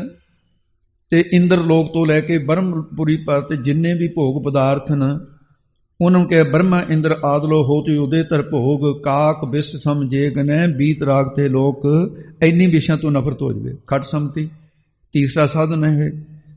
ਸਮਦਮ ਸ਼ਰਧਾ ਤੀਸਰੀ ਸਮਾਧਾਨ ਉਪਰਾਮ, ਛਟੀ ਤਿਤਿਕਸ਼ਾ ਜਾਨੀਐ ਬਿਹਨ ਬਿਹਨ ਜਹ ਨਾਮ। ਮਨ ਦੀਆਂ ਬਾਸ਼ਨਾਂ ਰੋਕਣਾ ਸਮ, ਇੰਦਰੀਆਂ ਦਾ ਦਮਨ ਕਰਨਾ, ਵਿਸ਼ਿਆਂ ਵੱਲ ਨਾ ਜਾਣ ਦੇਣਾ ਦਮ, ਵਿਕਾਰਾਂ ਵੱਲੋਂ ਰੋਕਣਾ। ਸ਼ਰਧਾ ਗੁਰੂ ਉੱਤੇ ਨਿਸ਼ਚਾ ਰੱਖਣਾ ਪੂਰਾ, ਜੋ ਗੁਰ ਦੀਆ ਸੋ ਮਨ ਕੇ ਕਾਮ। ਸਮਾਧਾਨ ਸ਼ੰਕਾ ਤੋਂ ਰਹਿਤ ਨਾ, ਉਪਰਾਮ ਵਿਸ਼ਿਆਂ ਤੋਂ ਉਪਰਾਮਤਾ ਹੋਣੀ। ਤਿਤਿਕਸ਼ਾ ਸੁਖ ਦੁਖ ਨੂੰ ਸਮ ਕਰਕੇ ਜਾਣਾ। ਆ ਗਿਆ ਮੈਂ ਭੂਖ ਸੋਈ ਕਰ ਸੂਖਾ, ਸੋਗ ਹਰਕ ਨਹੀਂ ਜਾਣਿਓ। ਜੇ ਸੁਖ ਦੇ ਤਾਂ ਤੁਝੇ ਰਾਦੀ, ਦੁੱਖ ਵੀ ਤੁਝੇ ਧਿਆਈ। ਦੁੱਖ ਸੁਖ ਪਿਆਰੇ ਤੁਧ ਧਿਆਈ, ਇਸ ਮਤ ਗੁਰੂ ਤੇ ਪਾਈ। ਖਟ ਸੰਮਤੀ ਦਾ ਉਹ ਸਬਈਆ ਅਧਿਆਤਮ ਪ੍ਰਕਾਸ਼। ਬਾਸਨਾ ਤਿਆਗ ਸਦਾ ਸਮ ਹੈ, ਬਾਸਨਾ ਦਾ ਤਿਆਗ ਕਰਨਾ। ਬਾਸਨਾ ਤਿਆਗ ਸਦਾ ਸਮ ਹੈ, ਦਾਮ ਬਾਹਰ ਬਿਰਤ ਕੋ ਨਿਗ੍ਰਹਿ ਠਾਨੋ। ਦੋਖਨ ਦੋਖ ਵਿਖੇ ਉਪਰਾਮ ਤਿਤਿਕਸ਼ਾ ਜਹ, ਸੁਖ ਸੁਖ ਜੋ ਦੁਖ ਮਾਨੋ। ਸਾਸਨਾ ਵੇਦ ਆਚਾਰਿਆ ਕੀ ਜੋ ਪ੍ਰਮਾਨ ਹੀ ਸਰਦਾ ਸੋ ਬਖਾਨੋ। ਏਕ ਹੋਵੇ ਚਿਤ ਸਮਾਦ ਬਸੈ, ਇਹ ਭਾਂਤ ਸਮਾਧਾਨ ਸਾਧਨ ਜਾਨੋ। ਮੋਖ ਇੱਛਾ ਸਾਰੇ ਪਦਾਰਥਾਂ ਵੱਲੋਂ ਚਿੱਤ ਦਾ ਉਪਰਾਮ ਹੋ ਕੇ ਅਧਿਕਾਰੀ ਦੇ ਮਨ ਦੇ ਵਿੱਚ ਇੱਕ ਮੁਕਤੀ ਦੀ ਇੱਛਾ ਰਹਿਣੀ। ਤੇ ਉਸ ਕਰਕੇ ਮੂਲ ਆਦਿਕ ਜਮ ਹੈ ਸੋ ਅਧਿਕਾਰੀ ਮੀਤ, ਅਧਿਕਾਰੀ ਅਨੰਦ ਕੀ ਸੂਚਨ ਕਰੀ ਸੋ ਰੀਤ। ਇਹ ਰੀਤਮੰਦ ਕੀ ਹੈ? ਵਿਖੇ ਅਨੰਦ। ਸਿੱਧਾ ਨੇ ਪੁੱਛਿਆ ਫਿਰ ਆਪਦੇ ਮੰਤਰ ਵਿੱਚ ਵਿਖੇ ਅਨੰਦ ਕੀ ਹੈ? ਅਧਿਕਾਰੀ ਅਨੰਦ ਤਾਂ ਤੁਸੀਂ ਸਾਬਤ ਕਰ ਦਿੱਤਾ ਵੀ ਜਿਹੜਾ ਸਤਨਾਮ ਦਾ ਜਾਪ ਕੇ ਉਹ ਅਧਿਕਾਰੀ ਹੈ, ਜਿਹਦੇ ਮਲ ਵਿਖੇ ਦੋਸ਼ ਨਹੀਂ, ਨਿਸ਼ਕਾਮ ਸੇਵਾ ਕਰਦਾ। ਤਾਂ ਮਹਾਰਾਜ ਕਹਿੰਦੇ ਇਹਦੇ ਵਿੱਚ ਕਰਤਾ ਪੁਰਖ ਵਿਖੇ ਅਨੰਦ ਹੈ, ਜਿਹਦੇ ਵਿੱਚ ਕਰਤਾ ਜੀਵ, ਪੁਰਖ ਈਸ਼ਵਰ, ਇਹਨਾਂ ਦੋਨਾਂ ਦੀ ਏਕਤਾ, ਜੀਵੀ ਈਸ਼ ਦੀ ਏਕਤਾ ਜਿਹੜੀ ਕਰਨੀ ਹੈ, ਇਹਦਾ ਵਿਖੇ ਅਨੰਦ ਹੈ। ਤੋ ਇਸ ਕਰਕੇ ਕਰਤਾ ਕਹੇ ਜੀਵ ਕੋ, ਭਾਵ ਕਰਤਾ ਜੀਵ ਵੈਦ ਦਾ ਵਾਚਕ ਹੈ ਜੋ ਕਰਮਾਂ ਦੇ ਕਰਨ ਵਾਲਾ ਹੈ, ਪੁਰਖ ਈਸ਼ਵਰ ਦਾ ਵਾਚਕ ਹੈ ਜਿਹੜਾ ਮਾਇਆ ਸਬਲ ਹੋ ਕਰਕੇ ਸ੍ਰਿਸ਼ਟੀ ਰਚਦਾ, ਪਾਲਣਾ ਕਰਦਾ, ਨੇਤਾ ਕਰਦਾ। ਤੇ ਦੋਨਾਂ ਦਾ ਸੰਬੰਧ ਜਿਹੜਾ ਇਹ ਏਕਤਾ ਕਰਨੀ ਹੈ ਤੇ ਉਹਨੂੰ ਜੀਵ ਤੇ ਈਸ਼ਵਰ ਦੀ, ਇਸ ਕਰਕੇ ਇਹ ਦਾ ਸੰਬੰਧ ਹੈ। ਸੋ ਪ੍ਰਭ ਦੂਰ ਨਹੀਂ ਪ੍ਰਭ ਤੂੰ ਹੈ, ਤੂੰ ਸਦਾ ਸਲਾਮਤ ਨਿਰੰਕਾਰ, ਐਸੇ ਭਾਵ। ਤੇ ਇਸ ਕਰਕੇ ਵਿਦ ਨਖੇਦ ਜੋ ਕਰਮ ਹੈ ਤਾਂ ਕੋ ਕਰਤਾ ਜੋਏ, ਸੋ ਕਰਤਾ ਜਾਨੋ ਸਹੀ ਜੀਵ ਕਹਾਵੇ ਸੋਏ। पूर्ण एक रस सर्व में पुरख ताहे पहचान, ब्रह्म ताहे को नाम है जानो प्रज्ञावान। जीव ब्रह्म की एकता है जामे उलेख, से विखे पहचानिए अनबंध में देख। ये अनबंध है। कहते जी फिर प्रयोजन अनबंध सिद्ध करो। सिद्धा ने कहा प्रयोजन की है? तो महाराज साहब जी ने कहा साडे मन ते निरभौ निर्वैर, ये प्रयोजन आनंद है। जन्म मरण को भाव कहा, निर्विरत या माहे, बैर रहत जो आत्मा निरप्रावत कहता है। जिथे जमन मरण का डर है, भय निवृत्त हो जाए, ਉਹ ਪ੍ਰਯੋਜਨ ਅਨੰਦ ਹੈ। न कोई जन्मै न कुछ मरै, आपन चलता आप ही करै। अकाल मूर्त बारै पाया बनासी, ना कदे मरे न जाया। सो संसार दुख दी निवृत्ति, परमानंद दी प्राप्ति, ये जीव दा परम प्रयोजन है। इस प्रकार सिद्धो साडे इस मंत्र विच निरभउ भै रहत, निर्वैर बैर रहत, इन्हां पदां दे विच प्रयोजन अनबंध कहा है। प्रयोजन आनंद का कहा स्वरूप मनाए, अनबंध संबंध बखान हो, सुनो संत मन लाए। कहते संबंध अनबंध चौथा प्रश्न है सिद्धां दा कि महाराज फिर आप ये मंत्र दे विच संबंध अनबंध दसो कि ये किहड़ा है। तां सतगुरु महाराज ने साडे मंत्र अकाल मूर्त अजूनी सैपंग, ये जिहड़े पद ने संबंध अनबंध है। काल रहत जो मूर्ति सो प्रतिपाद महान, अजूनी कहे वेद को संग प्रकाशे ज्ञान। सह ग्रंथ को नाम है पंग प्रकाश ज्ञान, जनक जने संबंधता ज्ञान ग्रंथ पहचान। अकाल जिहड़ा अजूनी सह पंग, जो अजन्ना सो ब्रह्म है, जोना तो रहत है, वो ईश्वर, ਉਹਦੇ ਈਸ਼ਵਰ ਦੇ ਸਵਾਸ ਵੇਦ ਮੰਨੇ ਹੈ। ਵੇਦ ਨਾਮ ਗਿਆਨ ਦਾ ਹੈ। ਉਸ ਗਿਆਨ ਨੂੰ ਸਹਿਪੰਗ ਸੁਤੇ ਪ੍ਰਕਾਸ਼ਨ ਵਾਲੀ ਕੌਣ ਹੈ? ਗੁਰਬਾਣੀ, ਸਾਡੇ ਸ਼ਬਦ ਸਿੱਧੋ, ਉਹ ਬ੍ਰਹਮ ਦੀ ਪ੍ਰਤਿਪਾਦਕ ਹੈ। ਤੇ ਇਸ ਕਰਕੇ ਇਹ ਭਾਵ ਕੀ ਹੈ ਕਿ ਬ੍ਰਹਮ ਨੂੰ ਜਨਾਉਣ ਵਾਲੀ ਹੈ ਗੁਰਬਾਣੀ। ਅਕਾਲ ਮੂਰਤ, ਕਾਰ ਰਹਿਤ ਜੋ ਮੂਰਤੀ ਸੋ ਪ੍ਰਤਿਪਾਦ ਮਹਾਨ ਭਾਵੇ। ਬ੍ਰਹਮ ਜੋ ਅਕਾਲ ਕਾਲ ਤੋਂ ਰਹਿਤ ਮੂਰਤ ਕੀ ਸਰੂਪ ਹੈ, ਉਹਦਾ ਪ੍ਰਤਿਪਾਦ ਸਰੂਪ ਜਨਾਉਣ ਵਾਲੀ ਬਾਣੀ ਹੈ, ਸਾਡਾ ਸ਼ਬਦ ਹੈ। ਇਸ ਪ੍ਰਕਾਰ ਅਕਾਲ ਮੂਰਤ ਅਜੂਨੀ ਸਹਿਪੰਗ, ਇਹ ਬ੍ਰਹਮ ਦੇ ਵਿੱਚ ਇਹ ਮੰਤਰ ਦੇ ਆਪਸੀ ਸੰਬੰਧ ਜਣਾਇਆ ਹੈ। ਕਿਉਂਕਿ ਗ੍ਰੰਥ ਤੇ ਗੁਰ ਸ਼ਬਦ ਤੇ ਇਹਨਾਂ ਦਾ ਪਿਤਾ ਸਰੂਪ ਤੇ ਗਿਆਨ ਸਰੂਪ ਪੁੱਤਰ ਹੈ। ਗੁਰ ਸ਼ਬਦ ਹੈ ਜਿਹੜਾ ਪਿਤਾ ਹੈ, ਪਿਤਾ ਸਰੂਪ ਹੈ। ਗਿਆਨ ਹੈ ਜਿਹੜਾ ਪੁੱਤਰ ਰੂਪ ਹੈ। ਇਹਨੂੰ ਜਨਕ ਜਨਿਆ ਭਾਵ ਸੰਬੰਧ ਕਹਿੰਦੇ ਨੇ, ਜਿਵੇਂ ਪਿਤਾ ਦੇ ਪੁੱਤਰ ਦਾ। ਗ੍ਰੰਥ ਗਿਆਨ ਕੋ ਜਨਕ ਹੈ, ਜਨਕ ਗਿਆਨ ਪਹਿਚਾਨ। ਜਨਕ ਜਨਿਆ ਸੰਬੰਧਤ ਭਾਖਤ ਸਭ ਬੁੱਧਮਾਨ।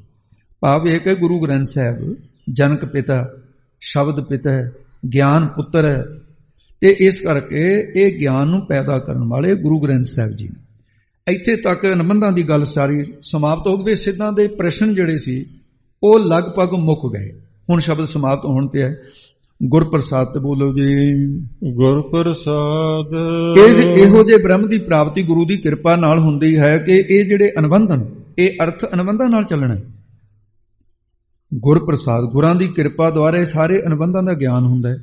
ਇਸ ਕਰਕੇ ਗੁਰਪ੍ਰਸਾਦ, ਗੁਰਾਂ ਦੀ ਕਿਰਪਾ ਕਰਕੇ ਅਨੁਬੰਧਾਂ 'ਚ ਇਹਨਾਂ 'ਚ ਲੋੜ ਹੈ ਅਧਿਕਾਰੀ ਤੇ ਅਧਿਕਾਰਤਾ ਦੀ, ਤੇ ਗੁਰੂ ਤੋਂ ਬਿਨਾਂ ਨਹੀਂ ਹੁੰਦੀ।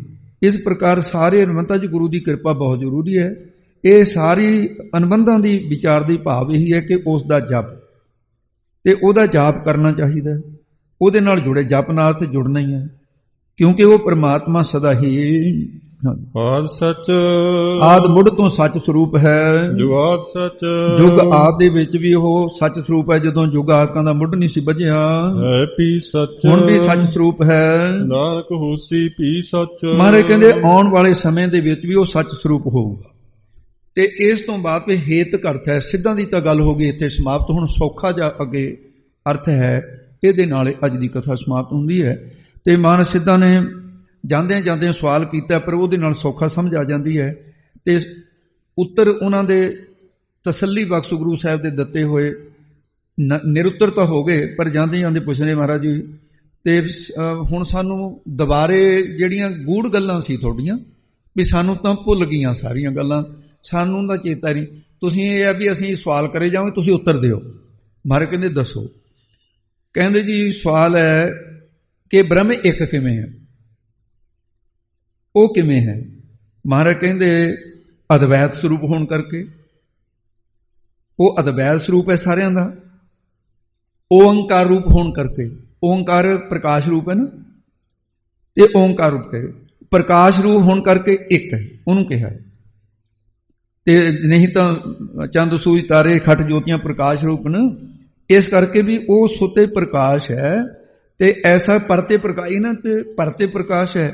ਤੇ ਓੰਕਾਰ ਸਾਰਿਆਂ ਦਾ ਪ੍ਰਕਾਸ਼ ਰੂਪ ਹੋਣ ਕਰਕੇ ਅਸੀਂ ਇੱਕ ਕਿਹਾ, ਤੇ ਓੰਕਾਰ ਹੋਣ ਕਰਕੇ ਇੱਕ ਕਿਹਾ ਉਹਨੂੰ। ਤੇ ਮਹਾਰਾਜ ਸਾਹਿਬ ਨੇ ਉਹਦਾ ਉੱਤਰ ਦੇ ਦਿੱਤਾ। ਉੱਤਰ ਦੇਣ ਤੋਂ ਬਾਅਦ ਫਿਰ ਉਹਨੂੰ ਓੰਕਾਰ ਸਾਰਿਆਂ ਦਾ ਪ੍ਰਕਾਸ਼ ਕਿਵੇਂ ਹੈ ਕਹਿੰਦੇ। ਇਹ ਸਵਾਲ ਕਰ, ਉਹੀ ਸਵਾਲ ਪੜਦੇ। ਤੇ ਮਹਾਰਾਜ ਸਾਹਿਬ ਕਹਿੰਦੇ ਤ੍ਰੈ ਕਾਲ ਨਾਸ ਹੋਣ ਕਰਕੇ, ਤ੍ਰੈ ਕਾਲ ਆਬਾਦ ਰੂਪ ਹੋਣ ਕਰਕੇ ਉਹ ਪ੍ਰਕਾਸ਼ ਰੂਪ ਹੈ। ਇੱਕ ਓੰਕਾਰ ਸਤ, ਯਾਨੀ ਸਤ ਰੂਪ ਹੋਣ ਕਰਕੇ ਹੈ। ਤੇ ਹੁਣ ਕਹਿੰਦੇ ਮਹਾਰਾਜ ਜੀ ਵੀ ਸਤ ਕਿਵੇਂ ਹੈ ਦੱਸਦੇ ਹਨ। ਨਾਮ ਤੇ ਮਹਾਰਾਜ ਕਹਿੰਦੇ ਪ੍ਰਸਿੱਧ ਹੋਣ ਕਰਕੇ, ਨੇਤ ਕਰਕੇ ਵੇਦ ਨੂੰ ਕਹਿੰਦੇ ਨੇ, ਇਸ ਕਰਕੇ ਉਹ ਨਾਮ ਸਤ ਹੋਣ ਕਰਕੇ ਨਾਮ ਹੈ ਵੀ ਉਹ ਪ੍ਰਸਿੱਧ ਹੋਣ ਕਰਕੇ। ਫਿਰ ਉਹ ਕਹਿੰਦੇ ਮਹਾਰਾਜ ਜੀ ਫਿਰ ਜਿਹੜਾ ਨਾਮ ਪ੍ਰਸਿੱਧ ਕਿਵੇਂ ਹੈ ਉਹ ਕਿਰਪਾ ਕਰੋਗੇ ਦੱਸੋ। ਕਰਤਾ ਪੁਰਖ ਮਹਾਰਾਜ ਕਹਿੰਦੇ ਸੰਸਾਰ ਦੀ ਰਚਨਾ ਕਰਨ ਕਰਕੇ, ਉਹ ਸੰਸਾਰ ਦਾ ਕਰਤਾ ਰੂਪ ਹੋਣ ਕਰਕੇ ਉਹਦਾ ਨਾਮ ਪ੍ਰਸਿੱਧ ਹੈ। ਤਾਂ ਉਹਦਾ ਨਾਮ ਜਿਹੜਾ ਪ੍ਰਸਿੱਧ ਕਿਹਾ ਨਾਮ, ਉਹ ਕਹਿੰਦੇ ਜੀ ਫਿਰ ਕਰਤਾ ਹੋਣ ਕਰਕੇ ਤੁਸੀਂ ਕਿਹਾ ਵੀ ਉਹ, ਤੇ ਕਰਤਾ ਕਿਸ ਤਰ੍ਹਾਂ ਇਹ ਸਿੱਧ ਕਰੋ। ਮਹਾਰਾਜ ਸਾਹਿਬ ਜੀ ਉਸੇ ਕਹਿੰਦੇ ਸ੍ਰਿਸ਼ਟੀ ਦੇ ਵਿੱਚ ਵਿਆਪਕ ਪੁਰਖ ਹੋਣ ਕਰਕੇ ਕਰਤਾ, ਪੁਰਖ ਵਿਆਪਕ ਹੋਣ ਕਰਕੇ ਉਹ ਵਿਆਪਕ ਹੈ, ਇਸ ਕਰਕੇ ਹੈ। ਤੇ ਸਤਿਗੁਰੂ ਮਹਾਰਾਜ ਆਪਣੇ ਕਾਰਜ ਮੈਂ ਆਪ ਸਮਾਇਆ, ਉਹ ਵਿੱਚ ਸਮਾਇਆ ਹੋਇਆ ਹੈ, ਤੇ ਇਸ ਕਰਕੇ ਉਹ ਪੁਰਖ ਹੋਣ ਕਰਕੇ ਕਰਤਾ ਹੈ। ਨਿਰਭਉ ਕਹਿੰਦੇ ਜੀ ਪੁਰਖ ਕਿਸ ਤਰ੍ਹਾਂ, ਮਹਾਰਾਜ ਕਹਿੰਦੇ ਨਿਰਭਉ ਹੋਣ ਕਰਕੇ। ਪੁਰਖ ਪੂਰਨ ਹੈ, ਵਿਆਪਕ ਹੈ, ਤੇ ਫਿਰ ਭੈ ਵਾਲਾ ਕਦੇ ਨਹੀਂ ਹੈ, ਪੂਰਨ ਨਹੀਂ ਹੋ ਸਕਦਾ ਜਿਹੜਾ ਭੈ ਵਾਲਾ, ਤੇ ਨਿਰਭਉ ਹੈ। ਉਹ ਨਿਰਭਉ ਹੋਣ ਕਰਕੇ, ਤੇ ਅੱਗੇ ਫਿਰ ਉਹ ਕਹਿੰਦੇ ਨਿਰਭਉ ਕਿਵੇਂ ਹੈ। ਮਹਾਰਾਜ ਕਹਿੰਦੇ ਨਿਰਵੈਰ ਹੋਣ ਕਰਕੇ, ਬੈਰ ਤੋਂ ਰਹਿਤ ਹੋਣ ਕਰਕੇ, ਕਿਉਂਕਿ ਉਹ ਕਿਸੇ ਨਾਲ ਬੈਰ ਨਹੀਂ ਕਰਦਾ ਹੈ, ਬ੍ਰਹਮ ਆਤਮਾ ਹੋਣ ਕਰਕੇ। ਅਕਾਲ ਮੂਰਤ ਮਹਾਰਾਜ ਕਹਿੰਦੇ, ਉਹ ਕਹਿੰਦੇ ਜੀ ਨਿਰਵੈਰ ਕਿਵੇਂ। ਮਹਾਰਾਜ ਕਹਿੰਦੇ ਅਕਾਲ ਮੂਰਤ, ਕਾਲ ਤੋਂ ਰਹਿਤ ਸਰੂਪ ਹੋਣ ਕਰਕੇ, ਉਹ ਕਾਲ ਵਾਲਾ ਨਹੀਂ ਹੈ, ਇਸ ਕਰਕੇ ਬੈਰ ਨਹੀਂ ਕਰਦਾ ਕਿਸੇ ਨਾਲ। ਪ੍ਰੇਸ਼ਨ ਨਿਰਵੈਰ ਅਕਾਲ ਰੂਪ ਹੈ। ਅਜੂਨੀ ਸਹਿਭੰ ਤੇ ਮਹਾਰਾਜ ਅਕਾਲ ਮੂਰਤ ਕਿਵੇਂ। ਮਹਾਰਾਜ ਕਹਿੰਦੇ ਅਜੂਨੀ, ਅਜਨਮਾ ਹੋਣ ਕਰਕੇ, ਨਾ ਤਿਸ ਬਾਪ ਨਾ ਮਾਇ ਕਿਨੂੰ ਤੂੰ ਜਾਇਆ। ਤੇ ਜੋ ਕਿਸੇ ਦਾ ਕਾਰਨ ਕਰਕੇ ਪੈਦਾ ਨਹੀਂ ਹੋਇਆ, ਅਜਨਮਾ ਹੋਣ ਕਰਕੇ ਉਹ ਅਕਾਲ ਮੂਰਤ ਹੈ। ਜੋ ਜੂਨੀਆਂ ਦੇ ਵਿੱਚ ਨਹੀਂ, ਉਹ ਅਕਾਲ ਮੂਰਤ ਹੈ, ਅਜੂਨੀ ਹੋਣ ਕਰਕੇ ਹੈ। ਤੇ ਇਸ ਕਰਕੇ ਉਹ ਜੰਮਦਾ ਮਰਦਾ ਨਹੀਂ। ਜਿਹੜਾ ਜੰਮਦਾ ਮਰਦਾ ਹੈ ਤੇ ਉਹ ਅਜੂਨੀ ਨਹੀਂ ਕਹਿ ਸਕਦਾ। ਜੋ ਜਨਮੇ ਸੋ ਜਾਨੋ ਹੋਊਗਾ। ਤੇ ਫਿਰ ਕਰਕੇ ਉਹ ਅਜੂਨੀ ਕਿਵੇਂ ਹੈ। ਤੇ ਮਹਾਰਾਜ ਕਹਿੰਦੇ ਸਹਿਭੰਗ ਸੁਤੇ ਪ੍ਰਕਾਸ਼ ਹੋਣ ਕਰਕੇ ਅਜੂਨੀ ਹੈ। ਤੇ ਉਹ ਅਜੂਨੀ ਜਨਮ ਹੈ, ਕਿਉਂਕਿ ਉਹ ਪਰਤੇ ਪ੍ਰਕਾਸ਼ ਇਹਨਾਂ ਚੀਜ਼ਾਂ ਦਾ, ਪਰ ਉਹ ਅਜਨਮਾ ਹੋਣ ਕਰਕੇ ਅਜੂਨੀ ਹੈ। ਤੇ ਜਿਹਦਾ ਪਰਤੇ ਪ੍ਰਕਾਸ਼ ਹੈ ਅਜੂਨੀ ਨਹੀਂ ਹੋ ਸਕਦਾ। ਇਸ ਕਰਕੇ ਆਪਣੇ ਆਪ ਤੋਂ ਪ੍ਰਕਾਸ਼ਮਾਨ ਹੋਣ ਕਰਕੇ ਅਜੂਨੀ ਹੈ। ਤੇ ਅਜੂਨੀ ਇਸ ਕਰਕੇ ਸਹਿਭੰਗ ਸੁਤੇ ਪ੍ਰਕਾਸ਼ ਹੋਣ ਕਰਕੇ ਉਹ ਅਜੂਨੀ ਕਿਹਾ ਹੈ। ਗੁਰ ਪ੍ਰਸਾਦ ਕਹਿੰਦੇ ਅਜੂਨੀ ਕਿਸ ਤਰ੍ਹਾਂ। ਮਹਾਰਾਜ ਕਹਿੰਦੇ ਗੁਰ ਚੇਤਨ ਹੋਣ ਕਰਕੇ ਸਹਿਭੰਗ ਹੈ, ਉਹ ਸਾਰਿਆਂ ਦਾ ਚੇਤਨ ਸੱਤਾ ਦੇਣ ਕਰਕੇ ਸਹਿਭੰਗ ਸੁਤੇ ਪ੍ਰਕਾਸ਼ ਹੈ ਕਰਕੇ। ਤੇ ਉਹ ਗੁਰੂ ਸਾਰਿਆਂ ਦਾ ਗਿਆਨ ਸਰੂਪ ਹੋਣ ਕਰਕੇ, ਜੈਸੇ ਗੁਰੂਰ ਬ੍ਰਹਮਾ ਗੁਰੂਰ ਵਿਸ਼ਨੂੰ ਗੁਰੂਰ ਦੇਵ ਮਹੇਸ਼ਵਰਾ ਗੁਰੂਰ ਸਾਖਾਤ ਤਮਈ ਸ੍ਰੀ ਗੁਰੂ ਵੇ ਨਮଃ। ਇਹ ਭਵਿਖਤ ਪੁਰਾਣ ਦੀ ਸੁਰਤੀ ਹੈ। ਤੇ ਪ੍ਰਸ਼ਨ ਕਹਿੰਦੇ ਉਹ ਗੁਰੂ ਕਿਵੇਂ ਹੈ। ਮਹਾਰਾਜ ਕਹਿੰਦੇ ਪ੍ਰਸਾਦ ਆਨੰਦ ਸਰੂਪ ਹੋਣ ਕਰਕੇ, ਜਿਹਦੇ ਚ ਦੁੱਖ ਕਲੇਸ਼ ਹੋਣ ਉਹ ਗੁਰੂ ਨਹੀਂ ਹੁੰਦਾ। ਗੁਰੂ ਚੇਤਨ ਸਰੂਪ ਹੈ, ਪ੍ਰਸਾਦ ਕਿਰਪਾ ਦ੍ਰਿਸ਼ਟੀ ਕਰਨ ਵਾਲਾ ਹੈ, ਉਹ ਪ੍ਰਸਾਦ ਸਰੂਪ ਹੋਣ ਕਰਕੇ। ਤੇ ਕਹਿੰਦੇ ਫਿਰ ਪ੍ਰਸਾਦ ਸਰੂਪ ਦੱਸੋ ਵੀ ਪ੍ਰਸਾਦ ਸਰੂਪ ਕਿਵੇਂ ਹੈ। ਜਪ ਮਹਾਰਾਜ ਕਹਿੰਦੇ ਜਪਣ ਯੋਗ ਹੋਣ ਕਰਕੇ ਉਹ ਪ੍ਰਸਾਦ ਆਨੰਦ ਸਰੂਪ ਹੈ, ਜਪ ਸਰੂਪ ਹੈ। ਉਹ ਕਹਿੰਦੇ ਜਪ ਸਰੂਪ ਕਿਵੇਂ ਹੈ। ਆਦਿ ਸੱਚ ਇਹ ਉੱਤਰ ਆ ਜਾਂਦਾ ਹੈ। ਆਦਿ ਸੱਚ ਹੋਣ ਕਰਕੇ, ਜਗ ਦੇ ਆਦਿ ਵੀ ਸੱਚ ਸਰੂਪ ਹੈ ਤੇ ਹੁਣ ਵੀ ਸੱਚ ਸਰੂਪ ਹੈ। ਜਪਣ ਯੋਗ ਹੋਣ ਕਰਕੇ ਆਦਿ ਸੱਚ। ਕਹਿੰਦੇ ਫਿਰ ਆਦਿ ਸੱਚ ਕਿਵੇਂ ਕਿਹਾ ਤੁਸੀਂ ਇਹ ਦੱਸੋ। ਜੁਗਾਦ ਸੱਚ ਕਹਿੰਦੇ ਜੁਗਾਂ ਆਦਿ ਵੀ ਸੱਚ ਸਰੂਪ ਹੋਣ ਕਰਕੇ ਤਾਂ ਅਸੀਂ ਆਦਿ ਸੱਚ ਕਿਹਾ। ਤੇ ਇਸ ਕਰਕੇ ਕਹਿੰਦੇ ਫਿਰ ਜੁਗਾਦ ਸੱਚ ਕਿਵੇਂ ਹੈ ਇਹ ਦੱਸੋ। ਹੈ ਪੀ ਸੱਚ ਮਹਾਰਾਜ ਕਹਿੰਦੇ ਹੈ ਵੀ ਸੱਚ ਹੋਣ ਕਰਕੇ ਸਮੇਂ ਵਿੱਚ ਹੁਣ ਵੀ ਸੱਚ ਹੈ। ਅੱਗੇ ਜੁਗਾਦ ਸੱਚ ਤੇ ਜੁਗ ਆਦ ਸੱਚ, ਜੁਗਾਂ ਆਦ ਦੇ ਵਿੱਚ ਵੀ ਸੱਚ ਹੋਏਗਾ। ਨਾਨਕ ਹੋਸੀ ਵੀ ਸੱਚ ਹੈ ਵੀ ਸੱਚ। ਕਹਿੰਦੇ ਵੀ ਇਹ ਕਿਸ ਤਰ੍ਹਾਂ ਹੈ ਵੀ ਸੱਚ ਕਿਵੇਂ ਹੈ। ਮਹਾਰਾਜ ਕਹਿੰਦੇ ਹੋਸੀ ਵੀ ਸੱਚ ਹੋਣ ਕਰਕੇ। ਗੁਰੂ ਨਾਨਕ ਸਾਹਿਬ ਕਹਿੰਦੇ ਵੀ ਹੋਸੀ ਵੀ ਸੱਚ, ਉਹ ਪਰਮਾਤਮਾ ਭਵਿਖਤ ਕਾਲ ਵਿੱਚ ਵੀ ਸਤ ਸਰੂਪ, ਤਿੰਨਾਂ ਕਾਲਾਂ ਦੇ ਵਿੱਚ ਨਾਸ ਤੋਂ ਰਹਿਤ ਹੈ। ਤ੍ਰੀ ਕਾਲ ਅਵਤ ਤੁਮ ਸਤਮ, ਉਹ ਤਿੰਨਾਂ ਕਾਲਾਂ ਦੇ ਵਿੱਚ ਪ੍ਰਸਿੱਧ ਹੈ। ਇਸ ਕਰਕੇ ਸਿੱਧਾਂ ਨੂੰ ਨਿਰੁੱਤਰ ਕਰ ਦਿੱਤਾ। ਮੂਲ ਮੰਤਰ ਦੇ ਅਰਥ ਸੁਣਾ ਕੇ ਮਹਾਰਾਜ ਅਗਿਆਨ ਦੇ ਵਿੱਚੋਂ ਕੱਢੇ। ਤੇ ਇਸ ਵਾਸਤੇ ਨੂੰ ਜੀ ਹੁਣ 5-7 ਮਿੰਟਾਂ ਦੇ ਵਿੱਚ ਸਮਾਪਤੀ ਹੈ। ਇਹਦੇ 'ਚ ਕੁਝ ਗੱਲਾਂ ਜਿਹੜੀਆਂ ਵੀ ਜਪ ਹੈ ਜਿਹੜਾ ਇਹਦੇ ਕੁਛ ਸਮਝਣ ਵਾਲੀ ਗੱਲ ਹੈ। ਜਪਣ ਯੋਗ ਹੋਣ ਕਰਕੇ ਜੈਸਾ ਨਾਨਕ ਜਾਪੀ ਜਪ ਜਾਪ, ਜਪ ਨਾਮ ਵੇਦ ਦਾ, ਵੇਦ ਨਾਮ ਗਿਆਨ ਦਾ ਹੈ, ਤੇ ਭਾਵ ਸਤਿਗੁਰੂ ਜੀ ਗਿਆਨ ਦਾ ਕਥਨ ਕਰਦੇ ਨੇ ਜਪ ਸ਼ਬਦ ਇਸ ਕਰਕੇ ਕਿਹਾ ਹੈ। ਜਪ ਪਾਪਾਂ ਨੂੰ, ਜਿਹੜਾ ਮੂਲ ਮੰਤਰ ਨੂੰ ਜਪੂਗਾ ਕੀ ਹੋਊਗਾ? ਜਪ ਪਾਪਾਂ ਨੂੰ ਜ਼ਬਤ ਕਰਨ ਵਾਲਾ ਹੈ। ਜਾਪ ਉਹਦੇ ਪਾਪ ਜ਼ਬਤ ਹੋ ਜਾਣਗੇ। ਕਹਿੰਦੇ ਫਲਾਣੇ ਨੇ, ਪੁਲਿਸ ਨੇ ਵੀ ਫਲਾਣੀ ਆਹ ਚੀਜ਼ ਜ਼ਬਤ ਕਰ ਲਈ, ਪਾਪ ਜ਼ਬਤ ਕਰ ਲੂਗਾ ਮੂਲ ਮੰਤਰ। ਤੇ ਜਪ ਪਵਿੱਤਰ ਦਾ ਨਾਮ, ਜਿੰਨੀ ਮਰਜ਼ੀ ਪਾਪਾਂ ਦੀ ਮੈਲ ਜਨਮਾਂ ਜਨਮਾਂਤਰਾਂ ਲੱਗੀ ਹੈ, ਕਹਿੰਦੇ ਇਹ ਜਾਪ ਕਰਕੇ ਪਵਿੱਤਰ ਹੋ ਜਾਊਗਾ। ਜਪ ਜਾਣਨ ਯੋਗ ਹੈ। ਤੇ ਸੰਸਕ੍ਰਿਤ ਗ੍ਰੰਥਾਂ ਦੇ ਵਿੱਚ 3 ਪ੍ਰਕਾਰ ਦਾ ਜਾਪ ਰਿਹਾ ਹੈ, ਵਾਚਕ, ਉਪਾਂਸ, ਮਾਨਸ। ਵਾਚਕ ਜਿਹੜਾ ਸਪਸ਼ਟ ਅੱਖਰਾਂ 'ਚ ਕਿਹਾ ਜਾਏ ਤੇ ਉਹ ਹੁੰਦਾ ਹੈ। ਉਪਾਂਸ ਜਿਹੜਾ ਬੁੱਲ ਹਿੱਲਦੇ ਮੰਤਰ ਦਾ ਜਾਪ ਕਰੇ। ਮਾਨਸ ਕੇ ਜਿਹੜਾ ਮਨ ਦੁਆਰੇ ਜਪਿਆ ਜਾਂਦਾ। ਜਪ ਕਰਨ ਵਾਸਤੇ ਜਿਹਨੇ ਵੀ ਸਾਧਨ ਕਰਨੀ ਆ ਮੂਲ ਮੰਤਰ ਦੀ, ਉਹਦੇ ਵਿੱਚ ਕੁਝ ਗੱਲਾਂ ਦਾ ਧਿਆਨ ਰੱਖਣ ਦੀ ਲੋੜ ਪੈਂਦੀ ਹੈ ਕਿ ਮਨ ਦੀ ਇਕਾਗਰਤਾ, ਸਰੀਰ ਦੀ ਪਵਿੱਤਰਤਾ, ਤੇ ਬੋਲਣ ਤੋਂ ਚੁੱਪ ਕਰਕੇ ਬਾਣੀ ਦੀ ਮੌਨਤਾ, ਸੰਜਮ ਰੱਖਣਾ, ਸੰਤੋਖ ਰੱਖਣਾ, ਖਾਣ ਪੀਣ ਦਾ, ਪਹਿਨਣ ਦਾ ਲਾਲਚ ਨਾ ਹੋ, ਇਸ ਨੂੰ ਹਾਜ਼ਰ ਜਾਣਨਾ, ਜਿੰਨਾ ਚਿਰ ਇਕਾਂਤ ਵਿੱਚ ਰਹਿਣਾ, ਹੰਗਤਾ ਦਾ ਤਿਆਗ ਕਰਨਾ, ਇਸ਼ਟ ਸਤਿਗੁਰੂ ਨੂੰ ਪੂਰਨ ਨਿਸ਼ਚਾ ਰੱਖਣਾ, ਤੇ ਕਾਮਨਾ ਰਹਿਤ ਅਭਿਆਸ ਕਰਨਾ। ਦੁੱਧ ਪੁੱਤ ਆਦਿ ਕੋਈ ਨਹੀਂ ਮੰਗਣਾ, ਪਰਮਾਤਮਾ ਦੀ ਚਿੰਤਨ ਕਰਨੀ। ਇਸ ਕਰਕੇ ਇਹ ਜਾਪ ਦੀਆਂ ਕੁਛ, ਇਹਦੇ ਵਿੱਚ ਪਹਿਲੀ ਵਾਰ ਨਾਨਕ ਪਦ ਆਇਆ। ਹੁਣ ਜਿਸ ਗੁਰੂ ਨੇ ਐਡਾ ਵੱਡਾ ਖਜ਼ਾਨਾ ਸਾਨੂੰ ਬਖਸ਼ਿਆ ਹੈ, ਜੇ ਹੁਣ ਆਪਾਂ ਇੰਨੇ ਅਰਥ ਗੂੜ ਤੋਂ ਗੂੜ ਤਾਂ ਅਰਥ ਸਮਝਾਉਣ ਦੀ ਕੋਸ਼ਿਸ਼ ਕਰ ਲਈ ਹੈ, ਜੇ ਨਾਨਕ ਪਦ ਨੂੰ ਨਾ ਸਮਝਿਆ ਫਿਰ ਮੂਲ ਮੰਤਰ ਦੀ ਵਿਆਖਿਆ ਮੈਂ ਸਮਝਾਂ ਅਧੂਰੀ ਹੋਊਗੀ। ਨਾਨਕ ਸ਼ਬਦ ਜਿਹੜਾ ਹੈ, ਤੇ ਨਾਨਕ ਸ਼ਬਦ ਦੇ ਜਿਹੜੇ ਪਦ ਅਰਥ ਨੇ ਉਹ ਕੀ? ਕਿਉਂਕਿ ਪਹਿਲੀ ਵਾਰ ਹੈ ਨਾ ਗੁਰੂ ਸਾਹਿਬ ਦਾ। ਹੁਣ 2 ਨੰਨੇ ਲੱਗੇ ਹੋਏ ਨੇ, ਇੱਕ ਕੰਨਾ ਲੱਗਿਆ ਵਿਚਾਲੇ, ਇੱਕ ਕੱਕਾ ਹੈ, ਜਾਣੀ 3 ਅੱਖਰ ਤੇ 1 ਮਾਤਰਾ ਲੱਗੀ ਹੈ, ਦੀਰਘ ਮਾਤਰਾ। ਪਹਿਲਾ ਨੰਨਾ ਅੱਖਰ ਨਾ ਜਮਾ ਅਨਕ, ਇਹਦਾ ਅਰਥ ਬਣੂਗਾ ਜੋ ਅਨਕਤਾ ਅਨੇਕਤਾ ਤੋਂ ਰਹਿਤ ਹੈ, ਅਦਵੈਤ ਸਰੂਪ ਹੈ, ਉਸ ਨੂੰ ਪਰਮੇਸ਼ਰ ਦਾ ਸਾਖਸ਼ਾਤ ਸਰਗੁਣ ਸਰੂਪ ਗੁਰੂ ਨਾਨਕ ਹੈ। ਜੋਤ ਰੂਪ ਹਰ ਆਪ ਗੁਰੂ ਨਾਨਕ ਕਹਾਇਓ, ਜਾਂ ਅਨਕ ਰਹਿਤ ਪਰਮਾਤਮ ਜੋਈ, ਨਾਨਕ ਨਾਮ ਕਹਾਵੈ ਸੋਈ। ਅਨਕਨ ਨ ਵਿਤੇ ਜਸ ਮਨਸਾ ਸਾ ਨਾਨਕਾ। ਦੂਜਾ ਅਰਥ ਨਾ ਜਮਾ ਅਨਕ, ਅਨਕ ਨਾਮ ਢੋਲ ਦਾ ਹੁੰਦਾ ਹੈ। ਦੁਨੀਆ ਢੋਲ ਦੀ ਨਿਆਈਆਂ ਦੁਮੀ ਹੀ। ਫਰੀਦ ਸਾਹਿਬ ਨੇ ਕੀ ਕਿਹਾ? ਫਰੀਦਾ ਦੁਨੀ ਬਜਾਈ ਵੱਜਦੇ, ਤੂੰ ਪੀ ਵੱਜਹਿ ਨਾਲ, ਸੋਈ ਜਿਉ ਨਾ ਵੱਜਦਾ, ਜਿਸ ਅੱਲਾਹੁ ਕਰਦਾ ਸਾਰ। ਢੋਲ ਦੀ ਨਿਆਹੀ ਦਮੂਹੀ ਦਵੈਤ ਵਾਲੀ ਵੱਜਣ ਵਾਲੀ ਦੁਨੀਆ। ਤੇ ਇਸ ਕਰਕੇ ਇੱਕ ਰਸ ਰਹਿਣ ਵਾਲਾ ਅਦਵੈਤ ਸਰੂਪ ਪਰਮੇਸ਼ਰ ਕੌਣ ਹੈ? ਨਾਨਕ। ਹੁਣ ਇਹਦੇ ਅਰਥ ਤੇ ਫਾਰਸੀ ਦੇ ਵਿੱਚ ਭਾਈ ਨੰਦ ਲਾਲ ਜੀ ਨੇ ਕੋਸ਼ਾਂ ਅਨੁਸਾਰ ਕੀਤੇ ਨੇ। ਨਾ ਦਾ ਅਰਥ ਹੈ ਨੂਨ, ਨੂਨ ਦਾ ਅਰਥ ਹੈ ਸਾਰਿਆਂ ਨੂੰ ਨਿਯੰਤਾ ਪ੍ਰੇਰਨਾ ਕਰਨ ਵਾਲਾ। ਤੇ ਆੜੇ ਦੇ ਵਿੱਚ, ਕਿਉਂਕਿ ਨੰਨੇ ਦੇ ਵਿੱਚ ਜਿਹੜਾ ਕੰਨਾ ਲੱਗਿਆ ਉਹਦੇ ਵਿੱਚ ਆੜਾ ਲੈ ਲਿਆ। ਆੜਾ ਨਾਮ ਅਲਫ ਦਾ ਵਾਚਕ ਹੈ ਜੋ ਇੱਕ ਰਸ ਹੈ। ਫਿਰ ਨੰਨਾ, ਫਿਰ ਉਹ ਨੂਨ ਸਭ ਨੂੰ ਨਿਹਾਲ ਕਰਨ ਵਾਲਾ। ਕਾ ਕਾਫ ਕਾਇਨਾਤ ਸੰਤੋਖ ਦੇਣ ਵਾਲਾ ਤੇ ਕਲਿਆਣ ਕਰਨ ਵਾਲਾ। ਇਹ ਫਾਰਸੀ ਕੋਸ਼ਾਂ ਦੇ ਅਨੁਸਾਰ ਭਾਈ ਨੰਦ ਲਾਲ ਜੀ ਨੇ ਤੋਸੀਫੋ ਸੁਨਾ ਦੇ ਵਿੱਚ ਇਹ ਅਰਥ ਗੁਰੂ ਨਾਨਕ ਸਾਹਿਬ ਦੇ ਕੀਤੇ ਹੈ।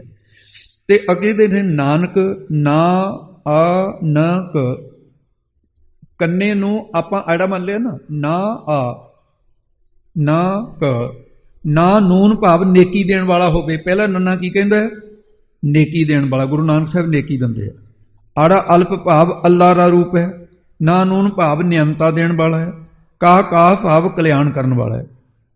ਤੇ ਜੇ ਕਾਇਨਾਤ ਸੰਤੋਖ ਦੇਣ ਵਾਲਾ ਹੈ, ਉਹ ਪਰਮੇਸ਼ਰ ਐਸਾ ਹੈ। ਨਾ ਅਨ ਅਕ, ਨਾਨਕ ਨਾ ਪੁਰਖ ਦਾ ਵਾਚਕ ਹੈ ਤੇ ਪੁਰਖ ਪੂਰਨ ਪਰਮੇਸ਼ਰ ਦਾ ਵਾਚਕ ਨਾਮ। ਤੇ ਅਨ ਨਾਮ ਹੈ ਰਹਿਤ ਦਾ, ਅਕ ਨਾਮ ਹੈ ਦੁੱਖ ਦਾ। ਜਿਹੜਾ ਦੁੱਖਾਂ ਤੋਂ ਰਹਿਤ ਹੈ ਸੋ ਕੋਈ ਹੈ ਨਾਨਕ। ਭਾਈ ਸੰਤੋਖ ਸਿੰਘ ਨੇ ਇੱਕ ਸਵਈਏ ਦੇ ਵਿੱਚ, ਕਵਿੱਤ ਦੇ ਵਿੱਚ ਇਹ ਸਾਰਾ ਲਿਖਿਆ ਹੈ। ਕਹਿੰਦੇ ਪ੍ਰਾਕ ਜੋ ਨਕਾਰ ਨਾ ਪਮਾਨ, ਆਦਿ ਕਾਨ ਜਾਨ ਤਾਹੰ ਤੇ ਆਕਾਰ ਲੈ, ਅਨਕ ਪੁਨ ਤੀਨ ਹੈ। ਦੂਸਰੇ ਨਕਾਰ ਤੇ ਨਿਕਾਰ ਕੇ ਆਕਾਰ ਕਰ, ਭਇਓ ਅਨ ਅਕ ਚਾਰ ਵਰਨ, ਸੋ ਜੋ ਸੋ ਕੀਨ ਹੈ। ਅਕ ਨਾਮ ਦੁਖ ਕੋ ਬਿਦਤ ਹੈ ਜਗਤ ਮਦ, ਜਾ ਨਰ ਕੋ ਨਹੀਂ ਦੁਖ ਸਦਾ ਸੁਖ ਲੀਨ ਹੈ। ਐਸੋ ਹੈ ਨਾਨਕ ਕੇ ਨਾਮ ਕੋ ਅਰਥ ਚੀਨ, ਸਤ ਚਿਦਾਨੰਦ ਨਿਤ ਭਗਤ ਅਧੀਨ ਹੈ। ਇਹ ਹੈ ਨਾਨਕ ਪਾਦੀ ਗੱਲ। ਸ਼੍ਰਿੰਖਲਾ ਸਿਧਾਂਤ ਕਹਿੰਦੇ ਨੇ ਵੀ ਇਸ ਮੂਲ ਮੰਤਰ ਦਾ ਜੋ ਤੁਸੀਂ ਇੰਨੀ ਖੇਚਲ ਕਰਕੇ ਚੱਲ ਕੇ ਵੀ ਆਇਓ, ਬੈਠਣ ਦੀ ਵੀ ਅੱਜ ਖੇਚਲ ਵੱਧ ਹੋਈ ਆ ਉਹਦੇ ਨਾਲੋਂ, ਇਹਦਾ ਸਮੁੱਚਾ ਭਾਵ ਕੀ ਹੈ?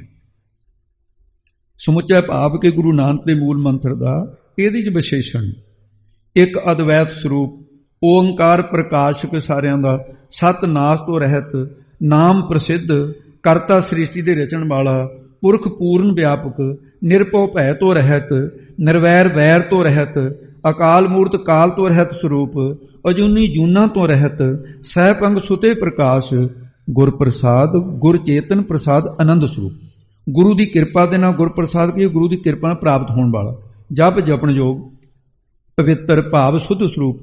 ਉਸ ਸਰੂਪ ਨੂੰ ਆਦ ਵਿੱਚ ਸੱਚ ਨਿਸ਼ਚੈ ਕਰਕੇ, ਸਰਦਾ ਕਰਕੇ, ਜੁਗਾਦ ਚਾਰ ਸਾਧਨ, ਬੈਰਾਗ, ਵਿਵੇਕ, ਖਟ ਸੰਮਤੀ, ਮੋਖ ਇੱਛਾ ਦੇ ਸਹਿਤ ਹੋ ਕੇ ਜਿਨ੍ਹਾਂ ਨੇ ਸੱਚ ਦਾ ਸਰਵਣ ਕੀਤਾ ਹੈ, ਮੰਨਣ ਕੀਤਾ ਹੈ, ਭੀ ਨਿਧਿਆਸਨ ਕੀਤਾ ਹੈ, ਤੇ ਉਹਨਾਂ ਨੂੰ ਹੋਸੀ ਭੀ ਤਤ ਤੋਂ ਸੰਸ਼ੋਧਨ ਕਰਕੇ ਸੱਚ ਸਰੂਪ ਦੀ ਸਿਖਿਆਤਤਾ ਹੋਈ ਹੈ। ਨਾਨਕ ਹੋਸੀ ਭੀ ਸੱਚ, ਉਹ ਭੀ ਉਸ ਬ੍ਰਹਮ ਦਾ ਰੂਪ ਹੁਣ ਹਨ, ਪਿੱਛੇ ਸਨ, ਅੱਗੇ ਨੇ ਵੀ ਹੁੰਦੇ ਰਹਿਣਗੇ, ਉਹ ਬ੍ਰਹਮ ਦਾ ਸਰੂਪ ਹੋ ਜਾਣਗੇ। ਇੱਕ ਓੰਕਾਰ ਤੋਂ ਨਾਨਕ ਹੋਸੀ ਭੀ ਸੱਚ ਤੱਕ ਸੰਪੂਰਨ ਮੂਲ ਮੰਤਰ। ਇਹਦੇ ਵਿੱਚ ਆਏ ਜਪ ਪਦ, ਇਸ ਪਦ ਨੂੰ ਲੈ ਕੇ ਮਹਾਰਾਜ ਸਾਹਿਬ ਨੇ ਆਪਣੇ ਸਿੱਖਾਂ ਦੇ ਵਿੱਚ ਇਹਦਾ ਜਪ ਬਾਣੀ ਪ੍ਰਚਲਿਤ ਹੋਈ ਹੈ। ਜੀ ਤੇ ਸਾਹਿਬ, ਜਪ ਜੀ ਸਾਹਿਬ, ਸਾਹਿਬ ਤੇ ਜੀ ਇਹ ਸਤਿਕਾਰ ਵਜੋਂ ਪਦ ਲਾਏ ਨੇ। ਤੇ ਜਿਵੇਂ ਰਹਿ ਰਾਸ ਦੇ ਵਿੱਚ ਤੇ ਰਹਿ ਰਾਸ ਸ਼ਬਦ ਚੌਥੇ ਪਾਤਸ਼ਾਹ ਨੇ ਆਪਣੀ ਰਚਿਤ ਬਾਣੀ ਦੇ ਵਿੱਚ, ਹਰ ਕੇ ਜਨ ਸਤਿਗੁਰ ਸਤਿਪੁਰਖਾ, ਬਿਨੋ ਕਰੋ ਗੁਰ ਪਾਸ, ਹਮ ਕੀਰੇ ਕਿਰਮ ਸਤਿਗੁਰ ਸਰਨਾਈ, ਕਰ ਦਇਆ ਨਾਮ ਪ੍ਰਗਾਸ, ਮੇਰੇ ਮੀਤ ਗੁਰਦੇਵ ਮੋਕੋ ਰਾਮ ਨਾਮ ਪ੍ਰਗਾਸ, ਗੁਰਮਤਿ ਨਾਮ ਮੇਰਾ ਪ੍ਰਾਣ ਸਕਾਈ, ਹਰ ਕੀਰਤ ਹਮਰੀ। ਅੱਗੇ ਪਦ ਕੀ ਹੈ? ਰਹਿ ਰਾਸ। ਇੱਥੋਂ ਲੈ ਕੇ ਰਹਿ ਰਾਸ ਪਦ ਪ੍ਰਚਲਿਤ ਹੋਇਆ ਆਪਣੇ ਵਿੱਚ। ਹੁਣ ਜੇ ਕੋਈ ਕਹੇ ਵੀ ਇੱਥੋਂ ਜਪਜੀ ਸਾਹਿਬ ਸ਼ੁਰੂ ਹੁੰਦਾ, ਫਿਰ ਤਾਂ ਰਹਿ ਰਾਸ ਵੀ ਇੱਥੋਂ ਸ਼ੁਰੂ ਹੋਣੀ ਚਾਹੀਦੀ ਹੈ। ਇਹ ਉਤਰਨ ਤੁਹਾਡੇ ਕੋਲ ਜੇ ਕੋਈ ਹੈ, ਇਸ ਕਰਕੇ ਇੱਥੋਂ ਜਪਜੀ ਦੀ ਬਾਣੀ ਦਾ ਨਾਮ ਪ੍ਰਚਲਿਤ ਜ਼ਰੂਰ ਹੋਇਆ। ਜਿਵੇਂ ਰਹਿ ਰਾਸ ਨਾਮ ਪ੍ਰਚਲਿਤ ਉਸ ਸ਼ਬਦ ਦੇ ਵਿੱਚੋਂ ਹੋਇਆ, ਤੇ ਰਹਿ ਰਾਸ ਦੁੱਖ ਦਾਰੂ ਸੋਗ ਰੋਗ ਭਇਆ ਤੋਂ ਸ਼ੁਰੂ ਹੋ ਜਾਂਦੀ ਹੈ, ਜਾਂ ਸੋਦਰ ਸ਼੍ਰੋਮਣੀ ਕਮੇਟੀ ਵਾਲੇ ਇੱਥੋਂ ਮੰਨ ਲਈ ਸੋਦਰ ਤੋਂ ਸ਼ੁਰੂ ਹੋ ਜਾਂਦੀ ਹੈ, ਸੋਦਰ ਬਾਣੀ ਕਹਿੰਦੇ ਨੇ। ਸੋ ਇਸ ਕਰਕੇ ਇੱਥੋਂ ਤੱਕ ਇਹ ਜਪਜੀ ਸਾਹਿਬ ਦਾ ਜਿਹੜਾ ਪਹਿਲਾ ਸ਼ਬਦ ਹੈ, ਇੱਕ ਓੰਕਾਰ ਤੋਂ ਨਾਨਕ ਹੋਸੀ ਭੀ ਸੱਚ ਤੱਕ ਮੂਲ ਮੰਤਰ ਸੰਪੂਰਨ, ਇਹ 60 ਅੱਖਰ ਰੱਖੇ ਨੇ। ਇਹਦੇ 'ਚ 60 ਅੱਖਰਾਂ ਦੇ ਵਿੱਚ ਬ੍ਰਹਮ ਦੇ ਵਿਸ਼ੇਸ਼ਣ ਤੇ ਬ੍ਰਹਮ ਦੀ ਪ੍ਰਾਪਤੀ ਦੇ ਲੱਛਣ, ਇਹ ਗੂੜ ਗਿਆਨ ਸੀ। ਮੈਂ ਸਮਝਦਾ ਕਿ ਜੇ ਤੁਸੀਂ ਇਹ ਭਾਰੀ ਤਪੱਸਿਆ ਕਰ ਲਈ ਹੈ ਤੇ ਮਹਾਰਾਜ ਸਾਹਿਬ ਜੀ ਕਿਰਪਾ ਕਰ